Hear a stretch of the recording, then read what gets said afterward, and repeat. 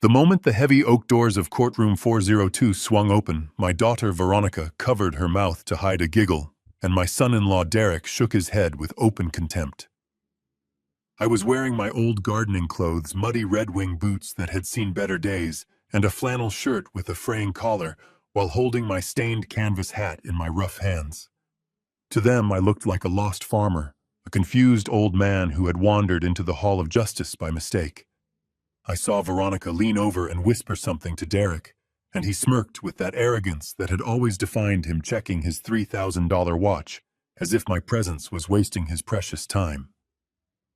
I heard her choked laugh, a sound that cut through my chest like a serrated knife. To them, I was an embarrassment, an inconvenience, a senile old fool who had no business being there. But then the judge looked up. His eyes met mine across the room. I watched as the color drained from his face, as his hand trembled on the wooden gavel. His lips moved, and he whispered something that silenced the entire courtroom. "My God, it is really him." Everyone turned to look at me. The silence became so thick I could hear my own heart pounding in my ears. Veronica stopped smiling. Derek frowned, confused, staring at the judge as if he had lost his mind.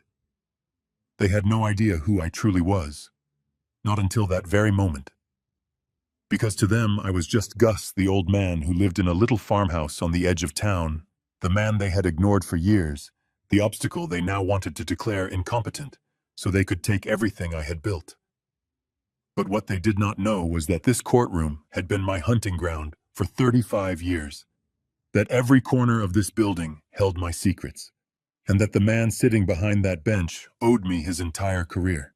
If you have ever felt that your own family cast you aside, that they treated you as if you were invisible, as if everything you had sacrificed for them was worthless, then you know exactly how I felt that morning. Let me take you back to the moment I walked through those doors just 2 minutes earlier. It was 8:55 in the morning on a Tuesday. The air in the hallway smelled of floor wax and stale coffee. My boots squeaked against the polished marble floor, leaving faint trails of dried mud with every step. I did it on purpose. I wanted them to see the dirt. I wanted them to see the poverty they thought I lived in. I walked down the center aisle, my back slightly hunched, not from age but from the weight of the betrayal I was carrying. On the left side of the room sat my daughter Veronica. She was wearing a cream-colored designer suit that probably cost more than my truck. Her hair was perfectly styled, and her makeup was flawless, covering any trace of the little girl I used to carry on my shoulders. When she saw me, she didn't wave. She didn't smile with warmth. She just let out that little cruel laugh. It was a laugh of disbelief. She turned to her husband, and I could read her lips perfectly. "Can you believe he wore that?" Next to her sat Derek Vance, my son-in-law. He was busy typing something on his phone, probably checking the odds on a sports bet or texting one of his mistresses. He looked up for a fraction of a second, saw my flannel shirt, and rolled his eyes. He reached out and brushed an invisible speck of dust off the lapel of his Armani suit. That gesture told me everything. In his mind, I was already dust. I was already gone. He was just waiting for the judge to sign the papers so he could sweep me into the trash bin of history. I walked to the defendant's table and sat down alone. I didn't hire a lawyer. I didn't need one. The chair creaked under my weight. I placed my old canvas hat on the table in front of me. It was stained with oil and soil, the badge of a man who works with his hands. Across the aisle, Derek's lawyer, a man named Thorne, who looked like a shark in a cheap suit, leaned over to them. I could hear his whisper clearly in the quiet room. "Do not worry, folks. This will be over in 10 minutes. The old man does not even have representation. He is visibly disoriented. Look at how he is dressed. We will have that power of attorney signed before lunch." I stared straight ahead at the empty judge's bench. I did not feel shame for my clothes. I felt a deep burning shame for my failure as a father. I had raised Veronica to value character, but somewhere along the way she had started valuing price tags instead. I had led a wolf like Derek into the sheepfold, and now he was trying to eat the shepherd. I felt a vibration in my pocket. It was my old flip phone. I ignored it. I knew it was probably a notification from the bank reminding me that my accounts were still frozen thanks to the court order my own children had filed. "All rise," the bailiff bellowed, his voice bouncing off the high ceiling. The door behind the bench opened, and Judge Harold Harry Finch walked in. He was a stern man known for his zero-tolerance policy on courtroom theatrics. He moved with the heavy grace of a man who has heard every lie ever told. He sat down and adjusted his robe. He didn't look at the gallery. He just opened the file in front of him. "Docket number 457, he read in a monotone voice. "Petition for full guardianship over Augustus Sterling due to mental incapacitation and early onset dementia. Plaintiffs, Veronica Sterling and Derek Vance. Defendant, Augustus Sterling, acting pro se." He paused to adjust his reading glasses. He picked up a pen ready to make a note. Then he looked up. He looked at the plaintiff's table first. He nodded at the shark lawyer. Then his gaze drifted to the defendant's table. To me. That was the moment time stopped. I saw the blood drain from his face instantly. It was as if he had been slapped by a ghost. His hand, the one holding the expensive fountain pen, started to shake. The pen slipped from his fingers and clattered onto the desk, rolling across the mahogany wood. The sound was like a gunshot in the silent room. Harry Finch stared at me. He stared at the flannel shirt. He stared at the muddy boots. And then he stared into my eyes. Those same eyes that had stared him down 30 years ago when he was just a terrified intern caught in a moral dilemma that almost destroyed his life. He knew these eyes. He knew the man behind the disguise. "My God," he whispered again, his voice trembling so much the court reporter stopped typing. Is that really him?" The shark lawyer stood up, looking confused. "Your Honor, is something wrong?" Harry didn't answer him. He stood up abruptly, knocking his heavy leather chair backward. It hit the wall with a loud thud. He leaned over the bench, ignoring judicial protocol, ignoring the confused murmurs from the gallery. "Mr. Sterling," he said, his voice cracking. "Gus." Veronica's smile vanished. She looked from the judge to me and back again, panic starting to flicker in her eyes. Derek stopped checking his watch. He sat up straight, sensing the sudden shift in atmospheric pressure. Why was the judge calling the crazy old man by his nickname? I didn't stand up. I just leaned back in my chair and crossed my arms over my chest. I looked Harry right in the eye, and I raised a single finger to my lips. A gesture for silence. A command. Harry froze. He understood immediately. He sat back down slowly, his eyes never leaving mine. He took a deep breath, trying to compose himself, but I could see the sweat forming on his forehead. He picked up his pen with shaking fingers. "This hearing is now in session," he announced, but his voice lacked its usual authority. It sounded terrified. Derek leaned over to his lawyer and hissed loud enough for me to hear. "What the hell is going on? Why does he look like he has seen a monster?" I smiled internally. "Oh, Derek, he has not seen a monster. He has seen the silencer. And you are about to find out exactly why they used to call me that." But before the gavel could come down, before the first lie could be told by my ungrateful daughter, my mind drifted back. I needed to remember how we got here. I needed to remember the exact moment the trap was set. It wasn't today. It wasn't in this courtroom. It started exactly 3 months ago on a rainy Saturday night at a dinner that was supposed to be a celebration, but turned into an execution. The memory hit me with the force of a physical blow. The smell of rain. The taste of expensive champagne that tasted like vinegar. The look in Veronica's eyes when she handed me the envelope. 3 months ago, I was just Gus the retiree. I drove my 1995 Ford pickup truck 2 hours through a storm to get to their estate in the gated community of Oakwood Hills. It was my 70th birthday. Veronica had called me a week before, her voice sweet like honey, asking me to come over for a small family dinner. "Just us, Daddy," she had said. "No fuss. just family. I should have known better. I should have heard the false note in her voice. But a father wants to believe his child loves him. So I put on my best Sunday shirt, polished my boots, and wrapped up the only thing of value I had left to give the antique gold pocket watch that had belonged to my grandfather. I wanted to give it to Derek as a peace offering, a sign that I accepted him as the head of the family. I parked my truck between Derek's Mercedes and Veronica's Range Rover. My old truck looked like a rust bucket sitting next to spaceships. I took a deep breath, grabbed the small gift box, and walked to the front door. I didn't know it then, but I wasn't walking into a birthday party. I was walking into an ambush.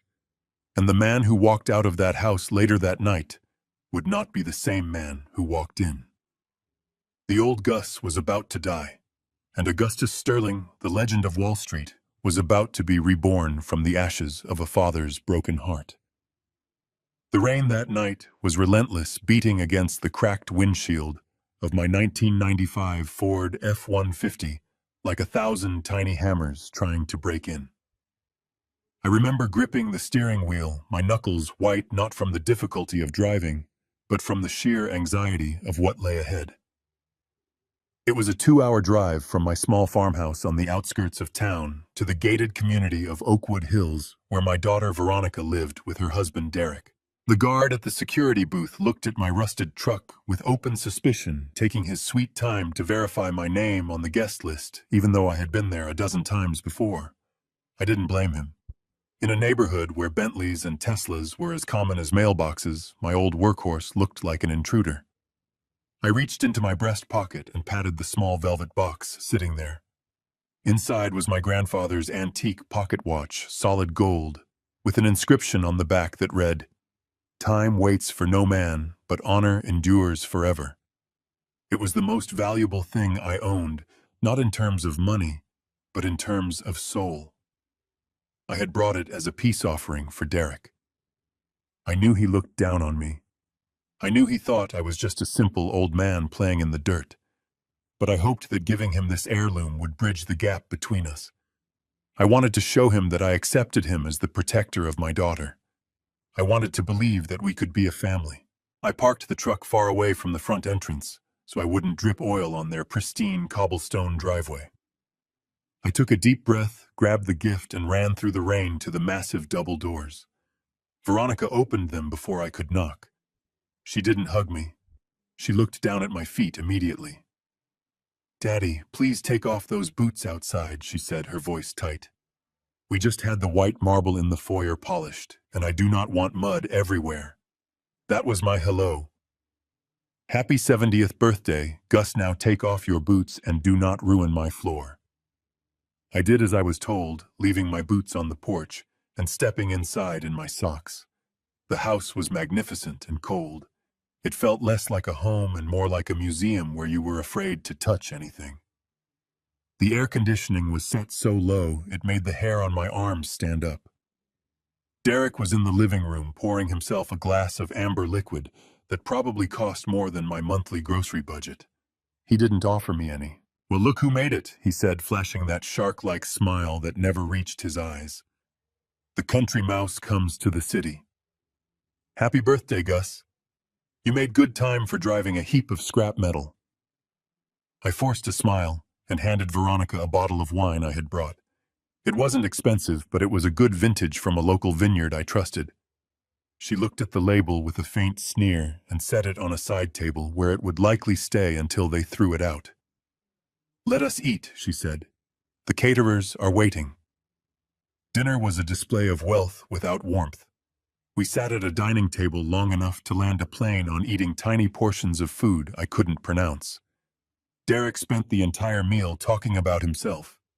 He was a developer, or so he claimed. He launched into a monologue about his latest project, Vance Heights. "It is going to be revolutionary, Gus," he said, waving his fork around. "Luxury eco-living. We are talking smart homes, solar roadways, the works. I have investors lining up around the block. We are breaking ground next month." I listened quietly, nodding at the right times, but my mind was working differently. I was retired now, but you do not spend 40 years as a forensic auditor without developing a sixth sense for bullshit. I knew the land he was talking about. I had audited a company that tried to build there in the 80s. That land was a geological nightmare, a sinkhole waiting to happen. No bank in their right mind would finance a project there unless the surveys were falsified. But I didn't say anything. I just ate my cold soup and watched my daughter look at him with adoration that seemed almost desperate. Then came the cake, a small, tasteful thing from a bakery that charged by the millimeter. They didn't sing. Derek just clapped his hands once like a ringmaster signaling the main event. "Before you cut the cake, Gus, we have a surprise for you," Derek said, reaching under his chair. He pulled out a thick blue folder and slid it across the polished mahogany table. It stopped right in front of my plate. "What is this?" I asked, my hand hovering over the cover. "Open it," Veronica said, her voice trembling slightly. "It is for you, Daddy. It is for your peace of mind." I opened the folder. Inside there were no birthday cards, no photos of the grandkids I never got to see. It was a legal document. Durable power of attorney. Asset management agreement. Guardianship petition. I read the first paragraph and felt the blood drain from my face. These papers would give Derek and Veronica full control over my finances, my medical decisions, and my property. It would legally declare me incapable of managing my own affairs. "What is this supposed to be?" I asked, my voice barely a whisper. Derek leaned forward, clasping his hands. "Look, Gus, we are worried about you. You are 70 years old. You are living out there in the middle of nowhere all alone. It is dangerous. Dangerous," I repeated. "I grow tomatoes, Derek. I read books. What is dangerous about that?" "Your memory." "Daddy," Veronica chimed in, tears welling up in her eyes. "It is getting worse. Just last week you left the main gate to the farm wide open. The neighbors' cows got in and trampled the garden. And remember when you visited us last month? You left the gas stove on. We could have all died." I stared at her. My mind, which Derek thought was failing, sharpened instantly into a razor blade. I remembered those incidents perfectly. I remembered closing that gate and hearing the latch click. I remembered checking it twice because that is what I do. And the stove. I had wiped it down after cooking breakfast, and the dials were all in the off position. I looked at Derek. He was watching me with a predatory calmness. And then it clicked. The pieces fell into place like the tumblers of a safe. He had walked me to the gate that day. He had been the last one in the kitchen. He had staged it. He had gaslit my own daughter into thinking her father was losing his mind. I closed the folder slowly. "I am not signing this," I said, my voice steady. Derek's smile vanished. "Gus, do not be difficult. This is for your own good. We just want to protect you. That land of yours is too much work. We can sell it, put you in a nice assisted living facility here in the city close to us. You would be safe." "Safe?" I asked, looking him dead in the eye. "Or profitable?" "I checked the county records, Derek. I know the Highway Commission is planning a new exit ramp that cuts right through the edge of my property. That land isn't just dirt anymore. It is a gold mine. Is that why you need the power of attorney? To sell it before I figure out what it is worth?" The silence in the room was absolute. Veronica looked shocked. She didn't know. He hadn't told her. Derek's face turned a shade of red I had never seen before. The vein in his neck started to throb. "You ungrateful old bat," he hissed, slamming his fist on the table. "We are trying to help you. You are going to rot out there, and when you do, the state will take everything. We are offering you a lifeboat." I stood up. I reached into my pocket and pulled out the velvet box. I had been so foolish. I had actually thought I could buy his respect with a watch. "I brought this for you," I said, placing the box on the table. "It belonged to my grandfather. He was a man of honor. I thought maybe if you carried it, some of that honor might rub off on you. But I see now that I was wrong." Derek snatched the box. He didn't even open it. He didn't look at the gold engraving. He stood up, walked over to the gas fireplace that was crackling in the corner, and tossed the box into the flames. "I do not need your trash, Gus," he spat. "And I do not need your permission. You are going to sign those papers one way or another. If you do not do it willingly, we will have the court do it for you. We will find a doctor who says what we need him to say. We will take everything, and you will die in a state-run nursing home wondering why you didn't just take the deal." I watched the velvet box catch fire. I watched the legacy of a good man burn because of the greed of a small one. I didn't scream. I didn't fight. I simply turned to Veronica. She was crying silently, looking down at her lap, unable to meet my gaze. She was weak. She had chosen him over me a long time ago. "Goodbye, Veronica," I said softly. I walked out of that mausoleum of a house into the pouring rain. I didn't put my boots back on. I walked in my socks through the mud, letting the cold water soak into my skin. I needed to feel the cold. I needed to freeze the pain in my heart so I could do what needed to be done.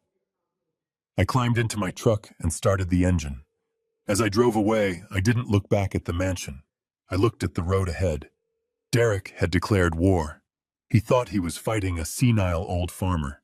He had no idea he had just awakened the silencer. And as the lightning flashed across the sky, illuminating the dark road, I made a promise to myself. I would not just defeat him. I would dismantle him piece by piece until there was nothing left but the truth. The sun rose the next morning with the deceptive beauty that mocked the storm of the previous night. The sky was a piercing blue, and the air smelled of wet earth and pine needles.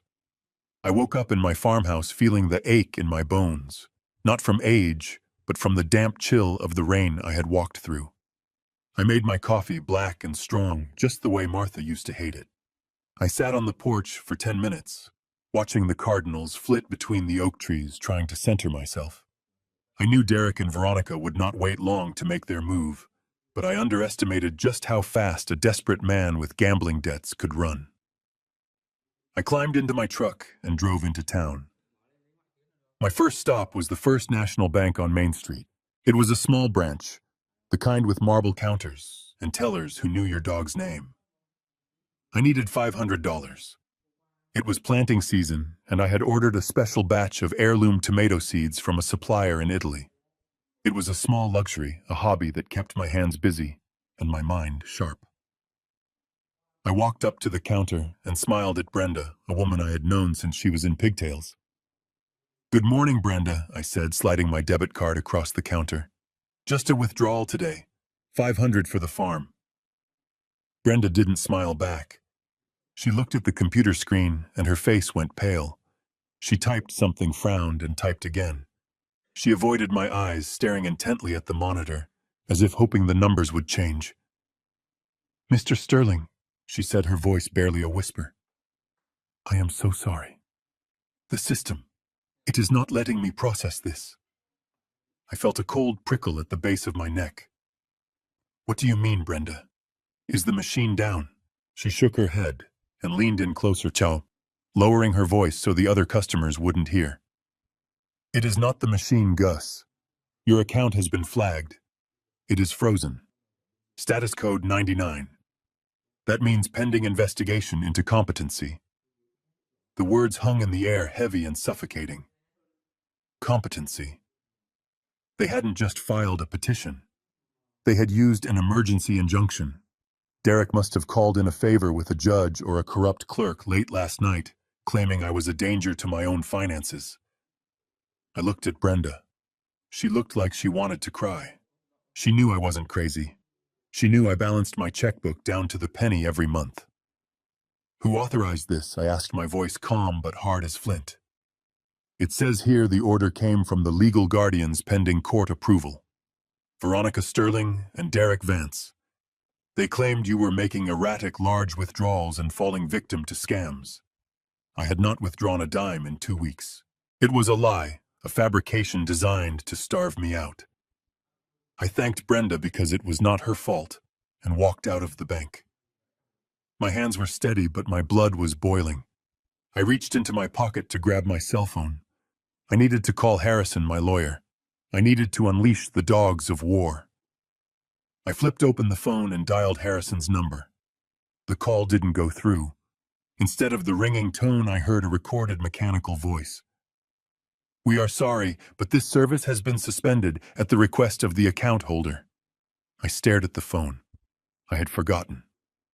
Years ago, Veronica had convinced me to get on a family plan. It was cheaper, she said. It was easier for her to pay the bill and have me reimburse her. I had agreed because I didn't care about phone bills. Now I realized it wasn't about convenience. It was about control. She had cut me off. No money, no communication. They were trying to isolate me to make me feel small and helpless, so I would come crawling back to them, begging for their mercy. I felt a sudden pang of hunger. I hadn't eaten dinner the night before, and my stomach was growling. I decided to go to the grocery store. I had $20 in my wallet, enough for a loaf of bread, some eggs, and maybe a newspaper. I needed to feel normal. I needed to perform a simple human act, like buying food, to prove to myself that I still existed. I walked into the market and picked up a loaf of sourdough and a carton of milk. I stood in line behind a young mother with a crying baby. When it was my turn, I handed the cashier my credit card. I knew the bank account was frozen, but I hoped the credit card, which was issued by a different bank, might still work. The cashier swiped it. Declined. She swiped it again. Declined. "Sir, do you have another form of payment?" She asked loud enough for the line behind me to hear. I felt the heat rise in my cheeks. It wasn't shame. It was fury. I was Augustus Sterling. I had audited multinational corporations. I had forced CEOs to resign in disgrace. I owned a silent stake in the very bank that had just declined my card. And here I was standing in a grocery store, unable to buy a loaf of bread because my son-in-law needed to cover his gambling losses. I put the $20 bill on the counter. "Keep the change," I said. I took the bread and walked out, leaving the milk behind. I sat in my truck and ate a piece of dry bread, my jaw aching with the effort of chewing. It tasted like ash. This was what they wanted. They wanted to reduce me to this, a scavenging animal. I drove back to the farm. I needed to regroup. I needed to access my secure laptop and bypass their blockade. But as I turned onto the gravel road that led to my property, I saw it. A sign.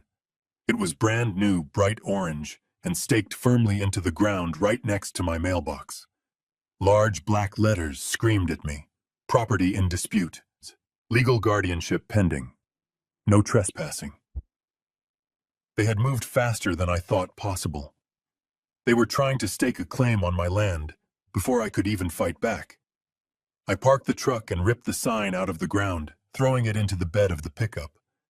I walked into my house. It felt different now. It didn't feel safe. It felt like a fortress under siege. I went straight to the master bedroom. I pushed aside the heavy oak dresser that had belonged to Martha.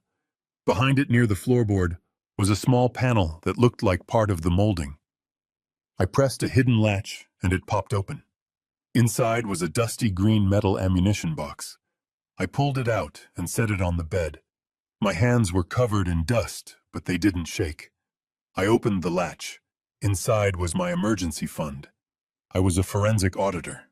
I knew that banks could fail, that systems could crash, that enemies could freeze assets. I never fully trusted the digital world. Inside the box, wrapped in plastic bands, were stacks of $100 bills.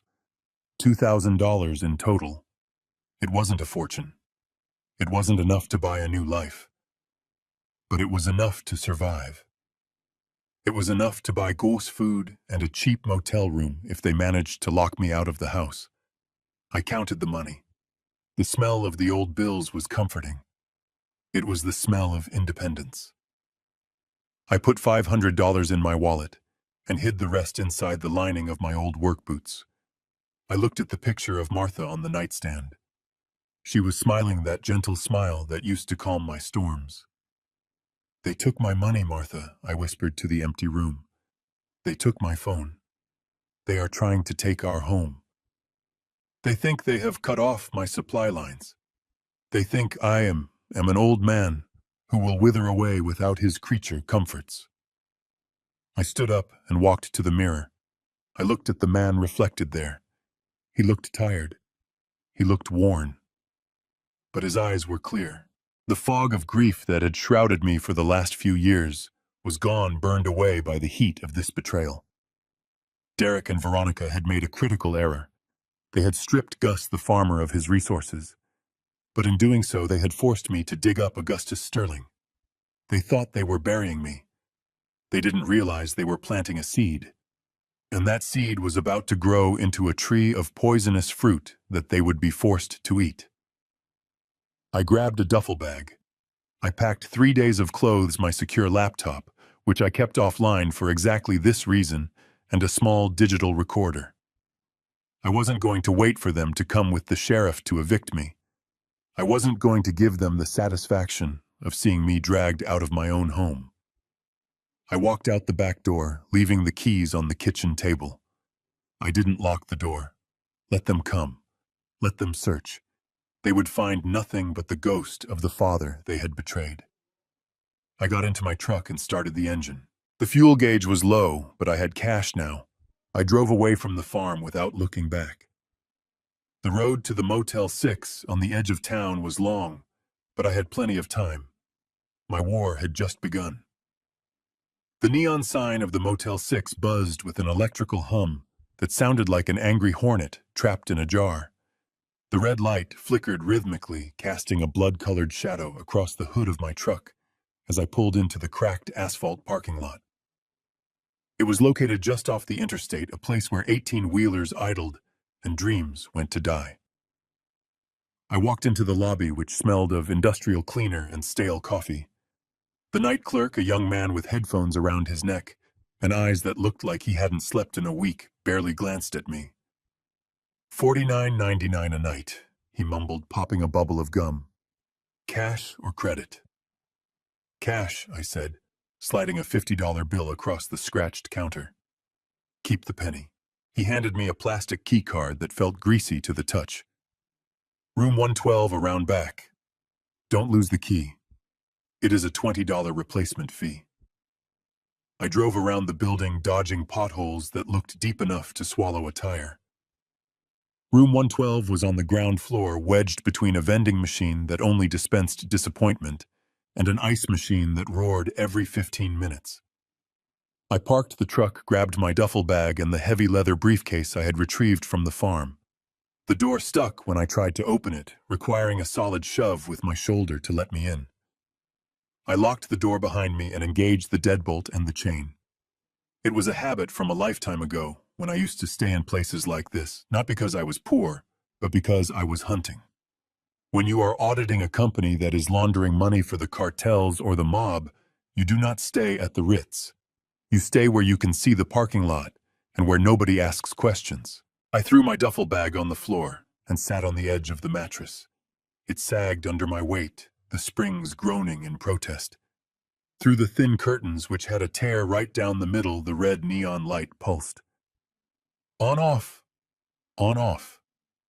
Every flash illuminated the peeling paint on the wall. Outside, a semi-truck engaged its air brakes, the hiss loud and sharp, followed by the rumble of a diesel engine that shook the window pane in its frame. I reached into my breast pocket and pulled out the small framed photograph of Martha. It was my favorite picture of her, taken on our 30th anniversary. She was laughing, her head thrown back, her eyes crinkled with pure joy.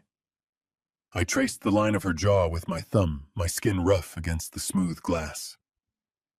I am sorry, Martha, I whispered into the empty room, my voice sounding raspy and foreign to my own ears. I promised you. I promised I would keep her safe. Tears pricked my eyes, hot and stinging. They were not tears of self-pity. I did not feel sorry for myself for being in this dump. I had slept in ditches, in foxholes, and in boardrooms. I could handle a bad motel. No, these tears were born of a deep, agonizing failure of duty. I remembered the night Martha died, She had grabbed my hand, her grip surprisingly strong, even as her life faded. "Gus," she had said, "promise me. Promise me you will look after Ronnie. She is soft, Gus. She does not see the world the way you do. Protect her." I had promised. I had sworn it on my life. And for the last few years, I thought protecting her meant giving her space, letting her make her own mistakes, stepping back so she could feel independent. I thought protecting her meant tolerating the man she chose even if I saw the greed behind his eyes. I was wrong. I had confused protecting her feelings with protecting her future. By letting Derek run wild, I had led the wolf right to her door and invited him in for dinner. Now protecting her meant something entirely different. It didn't mean paying her bills or fixing her flat tires. It meant destroying the cancer that was eating her life. It meant destroying her husband. I wiped my eyes with the back of my hand. The sadness evaporated, leaving behind a cold, hard resolve. It was a feeling I hadn't felt in 20 years. It was the feeling of the hunt. I placed Martha's picture on the nightstand next to the bolted-down lamp. "Watch me," I told her. "Watch me keep my promise." I reached for the leather briefcase. It was scuffed and worn, the brass buckles tarnished with age, but the leather was thick and the stitching was still tight. This bag had traveled with me from New York to London to Tokyo. It had held the secrets of Fortune 500 companies and the confessions of corrupt senators. I clicked the latches open. Snap, snap. The sound was loud in the small room. Inside there were no clothes, no toiletries. There was my past. First I pulled out the recorder. It was an old Olympus digital voice recorder, not one of those new smartphone apps that send your data to the cloud. This device was offline secure and reliable. I checked the batteries. Full charge. It was ready to catch every lie, every slip-up, every whisper Derek thought was safe. Next, I pulled out the ledger. It was a black moleskin notebook, the pages graph paper. I never trusted digital spreadsheets for the initial analysis. Handwriting slows the mind down, makes you see the patterns, the anomalies. When you write a number down, you feel its weight. I placed a silver Parker Jotter pen next to it. The click of that pen used to make CFOs sweat. Finally, I reached into the bottom of the bag and pulled out the beast. It was a Panasonic Toughbook, a military-grade laptop that looked more like a brick than a computer. It was thick, heavy, and ugly. It didn't have a webcam. It didn't have Bluetooth. The Wi-Fi card was physically switched off by a toggle on the side. It ran a custom operating system I had built myself decades ago. A Linux kernel stripped down to the bone, designed for one thing only: forensic data extraction and analysis. I set the laptop on the small round table near the window. I plugged it in. The screen flickered to life with a terminal prompt, green text on a black background. No icons, no friendly user interface, just raw command lines waiting for input. I sat in the uncomfortable wooden chair, my fingers hovering over the keyboard. The red neon light from outside bathed the room in a sinister glow. I wasn't Gus the gardener anymore. I wasn't the old man who forgot to close the gate. I was Augustus Sterling, the silencer. I cracked my knuckles. The sound was sharp like a pistol slide racking back. "Let us see what you are hiding, Derek," I whispered. I typed in my password, a string of 30 random characters that I had memorized 25 years ago. The system unlocked. I opened a new file in the directory and named it simply Target Vance. The first step wasn't hacking. It was information gathering, public records, tax liens, court filings, things that didn't require a warrant, just patience and knowing where to look. I connected the laptop to the internet using a secure encrypted dongle I kept in a hidden compartment of the bag. The connection was slow but invisible. I started typing. The rhythm of the keys was my heartbeat now. I felt the adrenaline knowing that somewhere out there Derek was probably laughing, drinking my wine, thinking he had won.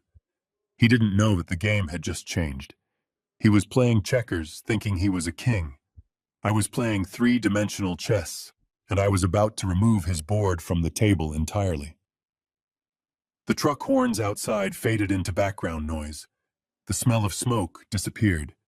The only thing that existed was the data, the numbers, the truth. And the truth was about to set me free and put Derek in a cage.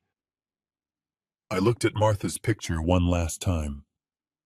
"Sleep well, my love," I said. "I have work to do." The digital clock on the dashboard of my truck glowed a dull green, reading 3:03 in the morning. The world was asleep, but I was wide awake, my veins pumping with a cold, steady rhythm that I hadn't felt since the late 90s. I pulled into the rear service entrance of the generic office park where Derek leased his corporate suite. It was a soulless glass building off the highway, the kind of place that housed dental supply companies and fly-by-night telemarketing firms. Derek called it the global headquarters of Vance Development. I called it a crime scene waiting to be processed. I parked the truck in the shadows behind a row of industrial air conditioning units. The hum of the compressors masked the sound of my door closing. I pulled on a pair of thick nitrile gloves and grabbed a small heavy-duty flashlight. I didn't need a search warrant. I didn't need a badge. The Supreme Court had ruled decades ago that once trash hits the curb, it is public property. And Derek, for all his pretenses of being a sophisticated businessman, was lazy. He was the kind of man who thought he was too important to shred his own mistakes. I walked up to the large metal dumpster labeled with his suite number. It smelled of rot and damp cardboard. I didn't hesitate. I hoisted myself up, grabbing the rusty rim, and swung my legs over. I landed on a pile of black plastic bags with a soft crunch. For a man of 70, my knees protested, but my adrenaline silenced them. I was in the belly of the beast. I wasn't looking for everything. I was looking for the telltale signs of executive panic. I ignored the bags that felt light and full of paper cups. I was looking for the heavy, dense bags usually thrown out directly from the private office. I found 3 of them tied tight with expensive red drawstrings. I tossed them over the side of the dumpster, climbed out, and loaded them into the bed of my truck, covering them with a tarp. The whole operation took less than 8 minutes. Back at the Motel 6, I transformed the small round table into a forensic laboratory. I pulled the curtains tight and engaged the deadbolt. I laid out a clean white sheet I had brought from the farm and dumped the contents of the first bag. The smell hit me instantly. It wasn't just garbage. It was the smell of stress. Stale, high-end espresso dregs, half-eaten bagels that had gone rock hard, and empty blister packs of stomach ulcer medication. I sifted through the mess, my movements precise and methodical. Most people see trash. An auditor sees a timeline. An auditor sees the story of a man unraveling. I found what I was looking for at the bottom of the second bag. Derek had tried to destroy the evidence, but he had done it with the impatience of a child. He hadn't used a cross-cut shredder. He had simply torn the documents into quarters and eighths, violently ripping them apart, as if the paper itself had offended him. Then he had soaked them in coffee grounds, hoping to make them unreadable. Amateur, I whispered to myself. I spent the next 4 hours with a pair of tweezers and a roll of matte Scotch tape. Under the harsh light of the motel desk lamp, I pieced the papers back together like a jigsaw puzzle from hell. My eyes, which Derek thought were failing, scanned the lines of ink with the precision of a laser. The first document I reconstructed was a bank statement from a Cayman Islands shell company called DV Holdings. Derek had bragged at dinner that he had millions in offshore liquidity. The statement told a different story. The balance was negative, heavily negative. There were wire transfers going out to online gambling sites, amounts that would make a normal man vomit. 50,000 here, 100,000 there. All losses. But that was just the appetizer. The main course was a series of crumpled invoices and emails printed out, and then angrily balled up. I smoothed them out using the edge of my lighter to flatten the creases. They were regarding the Vance Heights project. Derek had sold the dream of a luxury, eco-friendly community. He had taken deposits. I found a list of names. 20 families. retirees, young couples. They had each put down $50,000 to $100,000 for homes that were supposed to be built on my land. Then I found the permits, or rather, the rejection letters. The county had denied his zoning application 6 months ago. The land was designated as a protected watershed. He couldn't build a doghouse on that land, let alone a subdivision. But he hadn't told the investors that. He was still taking their money. I pinned the papers to the wall, creating a map of his deception. It was a classic Ponzi scheme. He was using the deposit money from the new investors to pay the monthly interest on his personal debts and to keep up the appearance of wealth. The Mercedes, the dinners, the suits, it was all paid for with stolen money. But the final piece of the puzzle, the one that made my blood run cold, was a letter I found at the bottom of the third bag. It wasn't torn. It was crumpled into a tight ball as if he had squeezed it with all his might. It was on heavy cardstock, no letterhead, just a typed message. Mr. Vance, your extension has expired. The principal amount of $4 million plus the accrued interest is due by the 15th of this month. We do not accept excuses. We accept assets. If you do not have the liquidity, we will take the collateral. You listed the Sterling farm as your primary asset. Deliver the deed, or we will come for you personally. I stared at the paper. The date on the letter was 3 days ago. The 15th was next week. The realization hit me like a physical blow to the chest. Derek wasn't just greedy. He was terrified. He had borrowed $4 million from a shadow lender, a hard money loan shark, likely connected to organized crime. He had put up my farm, my home, my legacy as collateral for a loan he had no right to take. He didn't just want to sell the farm to a developer. He needed the title immediately to hand over to these sharks to save his own life. That was why the rush. That was why the emergency guardianship. He was literally days away from having his legs broken or worse. I leaned back in the creaky wooden chair and rubbed my eyes. The sun was starting to peek through the torn curtains, painting the room in a dusty gray light. I looked at the wall covered in taped-together lies. My daughter was married to a man who was essentially a walking corpse, and he was planning to throw me into the fire to save himself. He thought I was the easy mark. He thought he could just sign my name, hand over the deed, and walk away clean while I rotted in a state facility. I picked up the demand letter. $4 million. To a man like Derek, that was an insurmountable mountain. To Augustus Sterling, the man who silently owned shares in the very financial institutions that tracked these kinds of shadow movements, it was just a number that I could use as a weapon. I reached for my secure laptop. I needed to know who was behind this loan. I needed to trace the routing number at the bottom of the demand letter. I typed in the code, my fingers flying across the keyboard. The terminal window scrolled with green text. It took me 10 minutes to find the shell company behind the loan.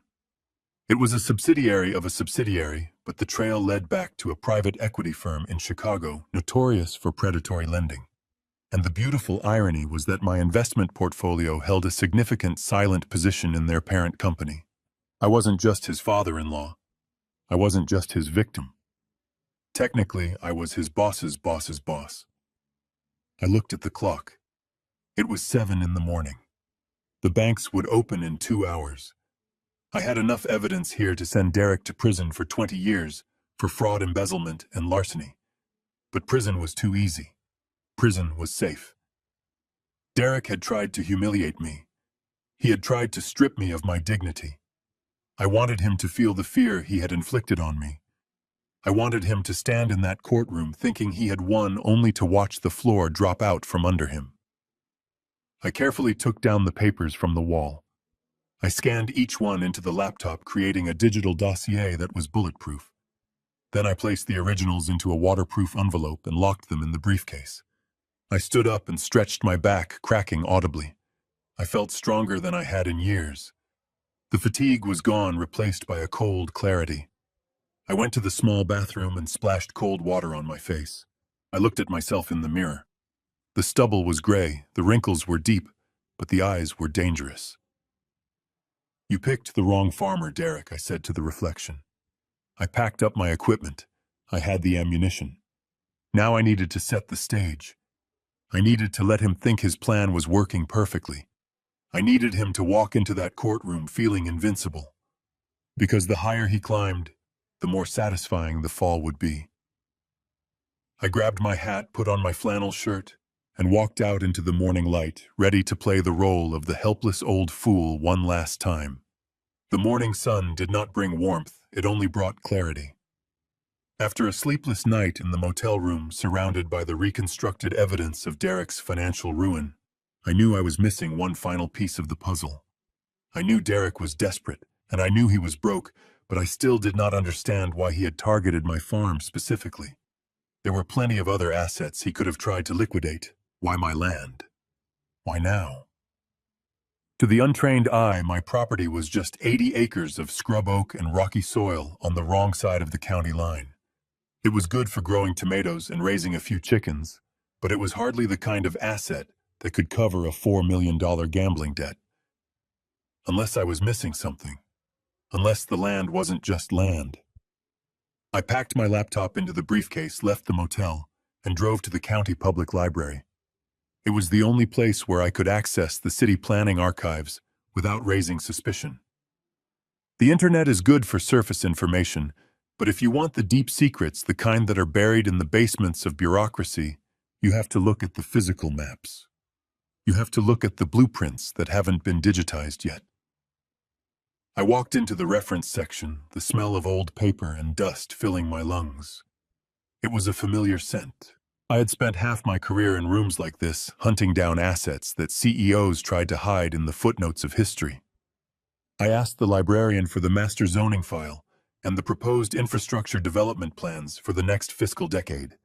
She looked at me over her glasses, probably wondering why an old man in a flannel shirt cared about municipal zoning, but she handed over the heavy binders anyway. I took them to a table in the back corner, away from the prying eyes of the few students studying for exams. I opened the binder for my district. At first glance, everything looked normal. My land was zoned agricultural, just as it always had been. But then I cross-referenced it with the state infrastructure proposal, a document that had been filed only 2 weeks ago and was currently buried in a subcommittee waiting for approval. And there it was, a thick red line cutting right across the map. My heart skipped a beat. It wasn't a sinkhole, and it wasn't an aquifer. It was something far more lucrative. The state was planning a bypass, a massive expansion of Interstate 44, designed to relieve the congestion downtown. And right there on page 214 was the proposed location for the main interchange, the exit ramp, the logistics hub. It was laid out perfectly. The off-ramp curved directly into the heart of my property. I sat back in the hard wooden chair and let out a low whistle. My land was no longer just a farm. In the eyes of a developer, it was the future gateway to the city. Once that highway was approved, my 80 acres would be rezoned from agricultural to commercial industrial. It would be the perfect location for a massive distribution center, a luxury outlet mall, or a hotel complex. I did the mental math quickly. As farmland, it was worth maybe $500,000 on a good day. As a prime commercial interchange with direct highway access, it was worth at least $150,000 an acre. $12 million. My hands shook slightly as I turned the page. The value wasn't speculative. It was imminent.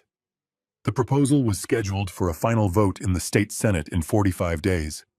Once that vote passed, the land value would skyrocket overnight. Derek knew. Somehow, that snake knew. He probably had a buddy in the planning commission, or he had overheard a tip at one of his high-stakes poker games. He knew that if he could get control of the land now, he could flip it for a fortune in 2 months. But that still didn't explain the rush. Why the emergency guardianship? Why the frantic ambush at my birthday party? If the vote wasn't for 45 days, he had time. I dug deeper. I went to the public computer terminal and logged into the county clerk's database using a guest pass. I searched for any recent filings related to my address. Nothing under my name.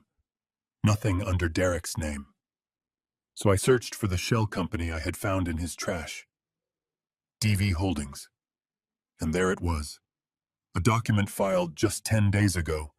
It was a memorandum of understanding, a pre-sale contract. Derek had already sold the land.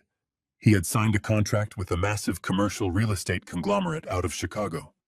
He had promised to deliver the deed to my farm along with the mineral and water rights within 30 days in exchange for a signing bonus of $4 million and a back-end payout of $8 million once the highway bill passed. The contract was brutal. It had a performance clause. If Derek failed to deliver the clear title by the deadline, he would be in breach of contract. He would not only lose the deal, but he would be liable for a penalty fee of $2 million. I looked at the date on the contract. He had signed it 10 days ago. That meant he had 20 days left. The pieces slammed together in my mind with the force of a train wreck. Derek didn't just need the money to pay off the loan sharks. He had already spent the money in his head. He had likely promised the loan sharks that he would pay them next month using the advance from this land deal. He was robbing Peter to pay Paul, but he didn't own Peter's wallet yet. He had sold my home out from under me before he even owned it. He was gambling with my life. But the realization that truly terrified me wasn't about the money. It was about Veronica. I stared at the glowing screen, the cursor blinking next to Derek's digital signature. He had signed as the authorized agent of the estate. He had lied on a legal document claiming he already had the authority to sell. If this deal fell through, Derek wouldn't just be broke. He would be destroyed. The loan sharks would come for his legs. The real estate conglomerate would sue him for millions. He would go to prison for fraud. He was a cornered rat. And Veronica was in the cage with him. She didn't know. I was certain of it. She thought he was a brilliant businessman who had hit a rough patch. She thought she was being a supportive wife by helping him secure the family assets. She had no idea that she was sleeping next to a man who had essentially strapped a bomb to their lives and handed the detonator to the highest bidder. If I refused to sign, if I fought him, Derek would get desperate. And a desperate man is a dangerous man. What would he do when the deadline got closer? Would he stage an accident? Would he tamper with my brakes? Would he put something in my coffee the next time I visited? Or worse, would he use Veronica as leverage? Would he force her to sign fraudulent documents implicating her in his crimes? If this blew up, she would go down with him. She was listed as an officer in his company. She was his wife. The law would see them as partners in crime. I felt a cold sweat break out on my forehead. I had been worried about my dignity, about my house, about my pride. But this was so much bigger. My daughter was living on top of a volcano, and the ground was already smoking. I closed the browser window and wiped my history. I walked out of the library into the bright afternoon sun, but I felt like I was walking through a graveyard.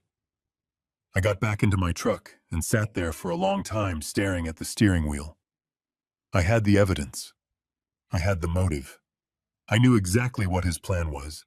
He needed me declared incompetent so he could sign the transfer of deed as my guardian. That was the only way he could deliver the land in time. He needed a judge to hand him the keys to my kingdom so he could sell it for scrap to save his own skin. I started the engine. The rumble of the old Ford felt reassuring. It was solid. It was real. Unlike Derek's life, which was a house of cards built on a foundation of lies. I had to stop him. But I couldn't just stop him. If I simply blocked the sale, the loan sharks would kill him, and they might come after Veronica too to collect the debt. If I went to the police now, it would drag on for months, and in the meantime, the deadline would pass and the penalties would crush them. No, I needed a surgical strike. I needed to destroy Derek's ability to harm us while insulating Veronica from the fallout. I needed to take control of the debt myself. I remembered the name of the private equity firm behind the loan sharks from my research the night before. BlackRock Capital. Not the famous one, just a cheap knockoff name designed to sound impressive. But I knew their parent company. I knew the man who sat on the board of directors. We had played golf together in the 90s. A plan began to form in my mind. A A plan so audacious, so risky, that the old Gus the farmer would have had a heart attack just thinking about it. But Augustus Sterling. The silencer smiled. I put the truck in gear. I wasn't going back to the farm. I wasn't going back to the motel. I had one more stop to make. I needed to see my daughter. I needed to look into her eyes one last time and see if there was anything left of the girl I raised. I needed to give her a chance to jump off the train before I blew up the tracks. I drove toward the diner where Veronica's mother used to work 30 years ago. It was a neutral ground, a place of memories. I would ask her to meet me there. It was a long shot. She probably wouldn't come. But I had to try. I had to offer her a lifeline even if I knew she would probably use it to try and hang me. Because that is what fathers do. We try to save our children even when they are holding the knife. But this would be the last time. If she chose him today, she was choosing her fate. And I would not be able to stop the avalanche that was coming for her husband. I drove my truck to the outskirts of town to a gas station that time had forgotten.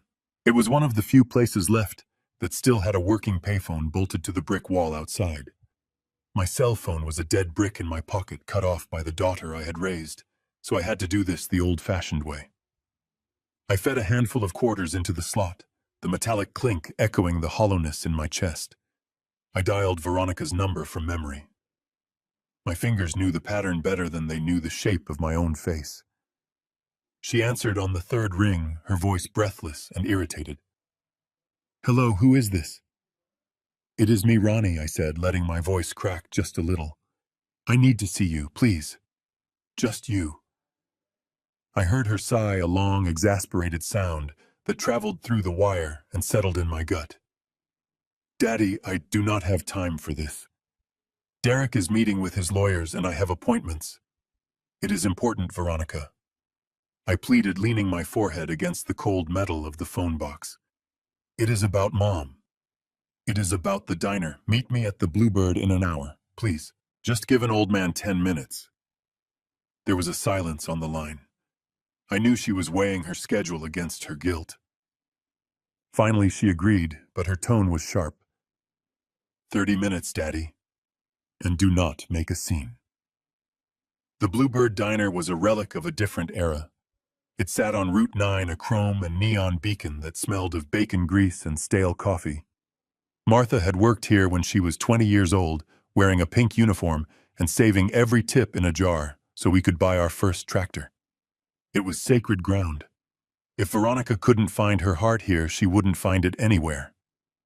I arrived early.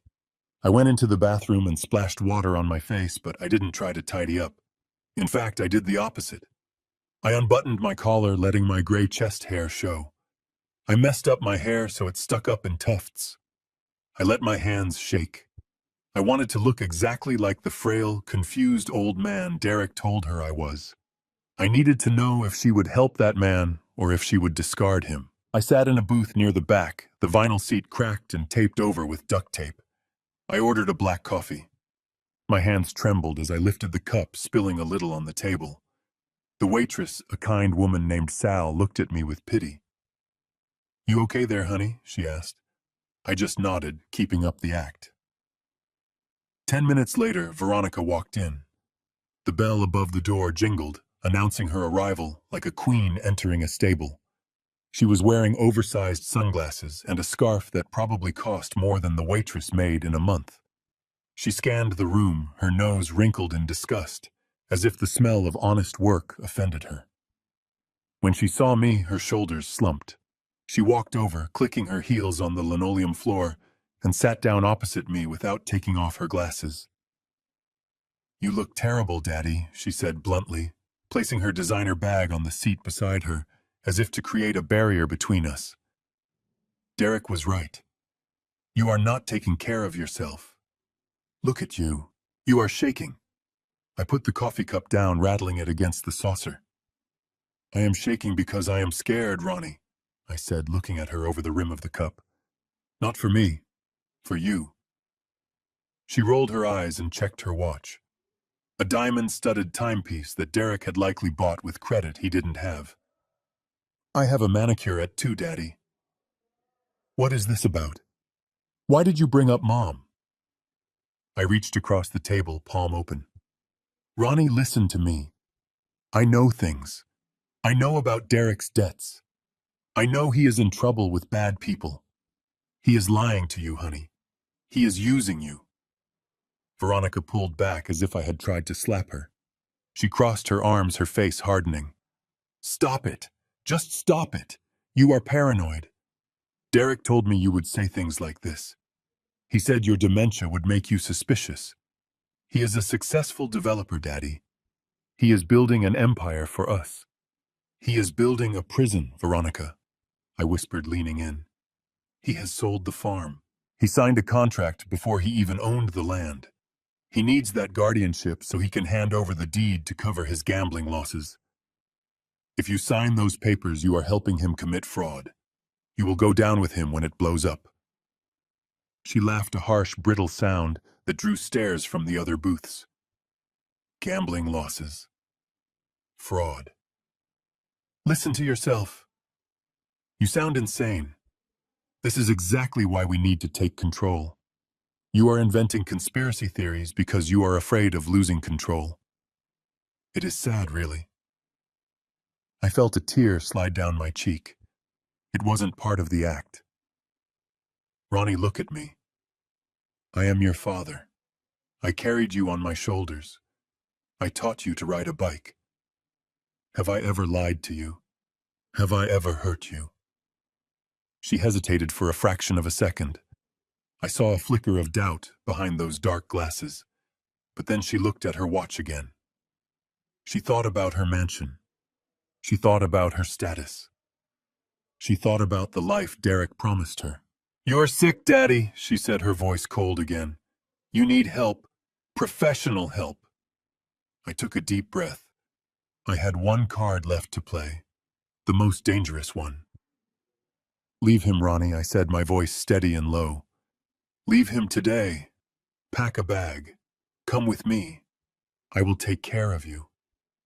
I have resources you do not know about. I can protect you. We can fix this. Just you and me. Like before. She stared at me. For a moment I thought I had reached her. I thought the daughter who used to bring me lemonade in the garden was still in there somewhere. But then she shook her head, a look of pity and disgust crossing her face. Resources, she scoffed. You cannot even buy a sandwich, Daddy. Your account is frozen. You are living in a motel. I saw your truck outside. It is an embarrassment. She reached into her purse. I watched her movements in slow motion. She pulled out a crisp leather wallet and extracted a single $100 bill. She folded it in half and slid it across the table, avoiding my hand as if I were contagious.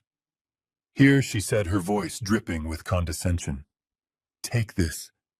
Get yourself a hot meal and maybe a haircut. And stop this nonsense. I looked at the money. Benjamin Franklin stared back at me, green and judging.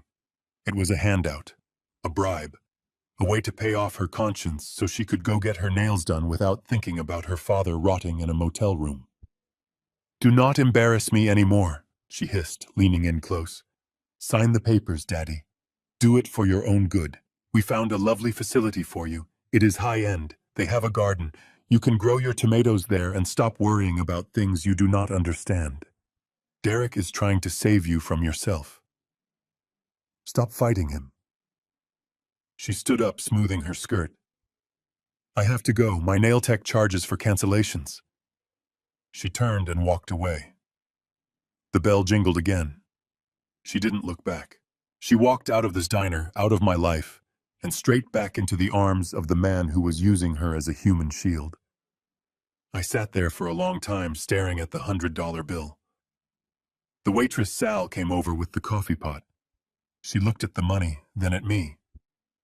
Kids break your heart, do not they? She said softly, pouring me a refill. I picked up the bill. My hand wasn't shaking anymore. The tremor was gone. The fear was gone. The hope was gone. Yes, Sal, I said, my voice clear and strong. They do. but sometimes you have to let them break so you can fix them properly. I folded the bill neatly and placed it in the breast pocket of my flannel shirt right over my heart. I wasn't going to spend it. I wasn't going to buy food with it. I was going to keep it. It was a receipt for the transaction that had just occurred. My daughter had just sold her father for a manicure and a lie. I stood up and dropped a $20 bill on the table for the coffee. I put my hat on, pulling the brim low.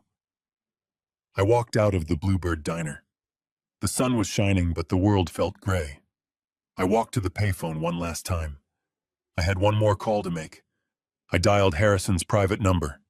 He picked up on the first ring. "Gus," he asked, "how did it go?" I looked at the diner where my wife used to work, where my daughter had just treated me like a beggar. "It is done, Harry," I said, my voice devoid of emotion. "Initiate the Phoenix Protocol. Let them win the preliminary hearing. Let them think I am weak. Let them drag me into that courtroom." "Are you sure?" Gus Harrison asked. "Once we start this, there is no going back. She is your daughter." I patted the pocket with the $100 bill. "I have no daughter," I said. "Not anymore. I only have a defendant."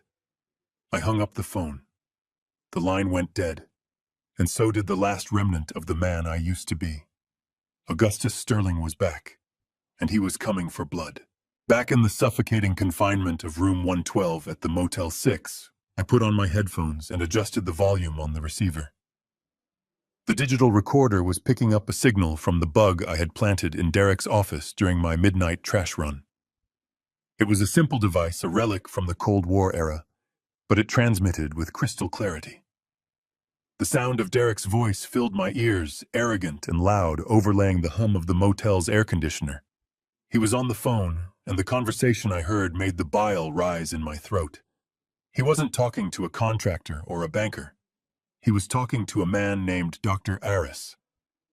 I knew Aris by reputation. He was a psychiatrist who operated out of a strip mall clinic, a man who had lost his hospital privileges years ago for overprescribing opioids, but who had found a lucrative niche market in providing expert testimony for high-conflict divorces and contested wills. He was a gun for hire with a medical degree.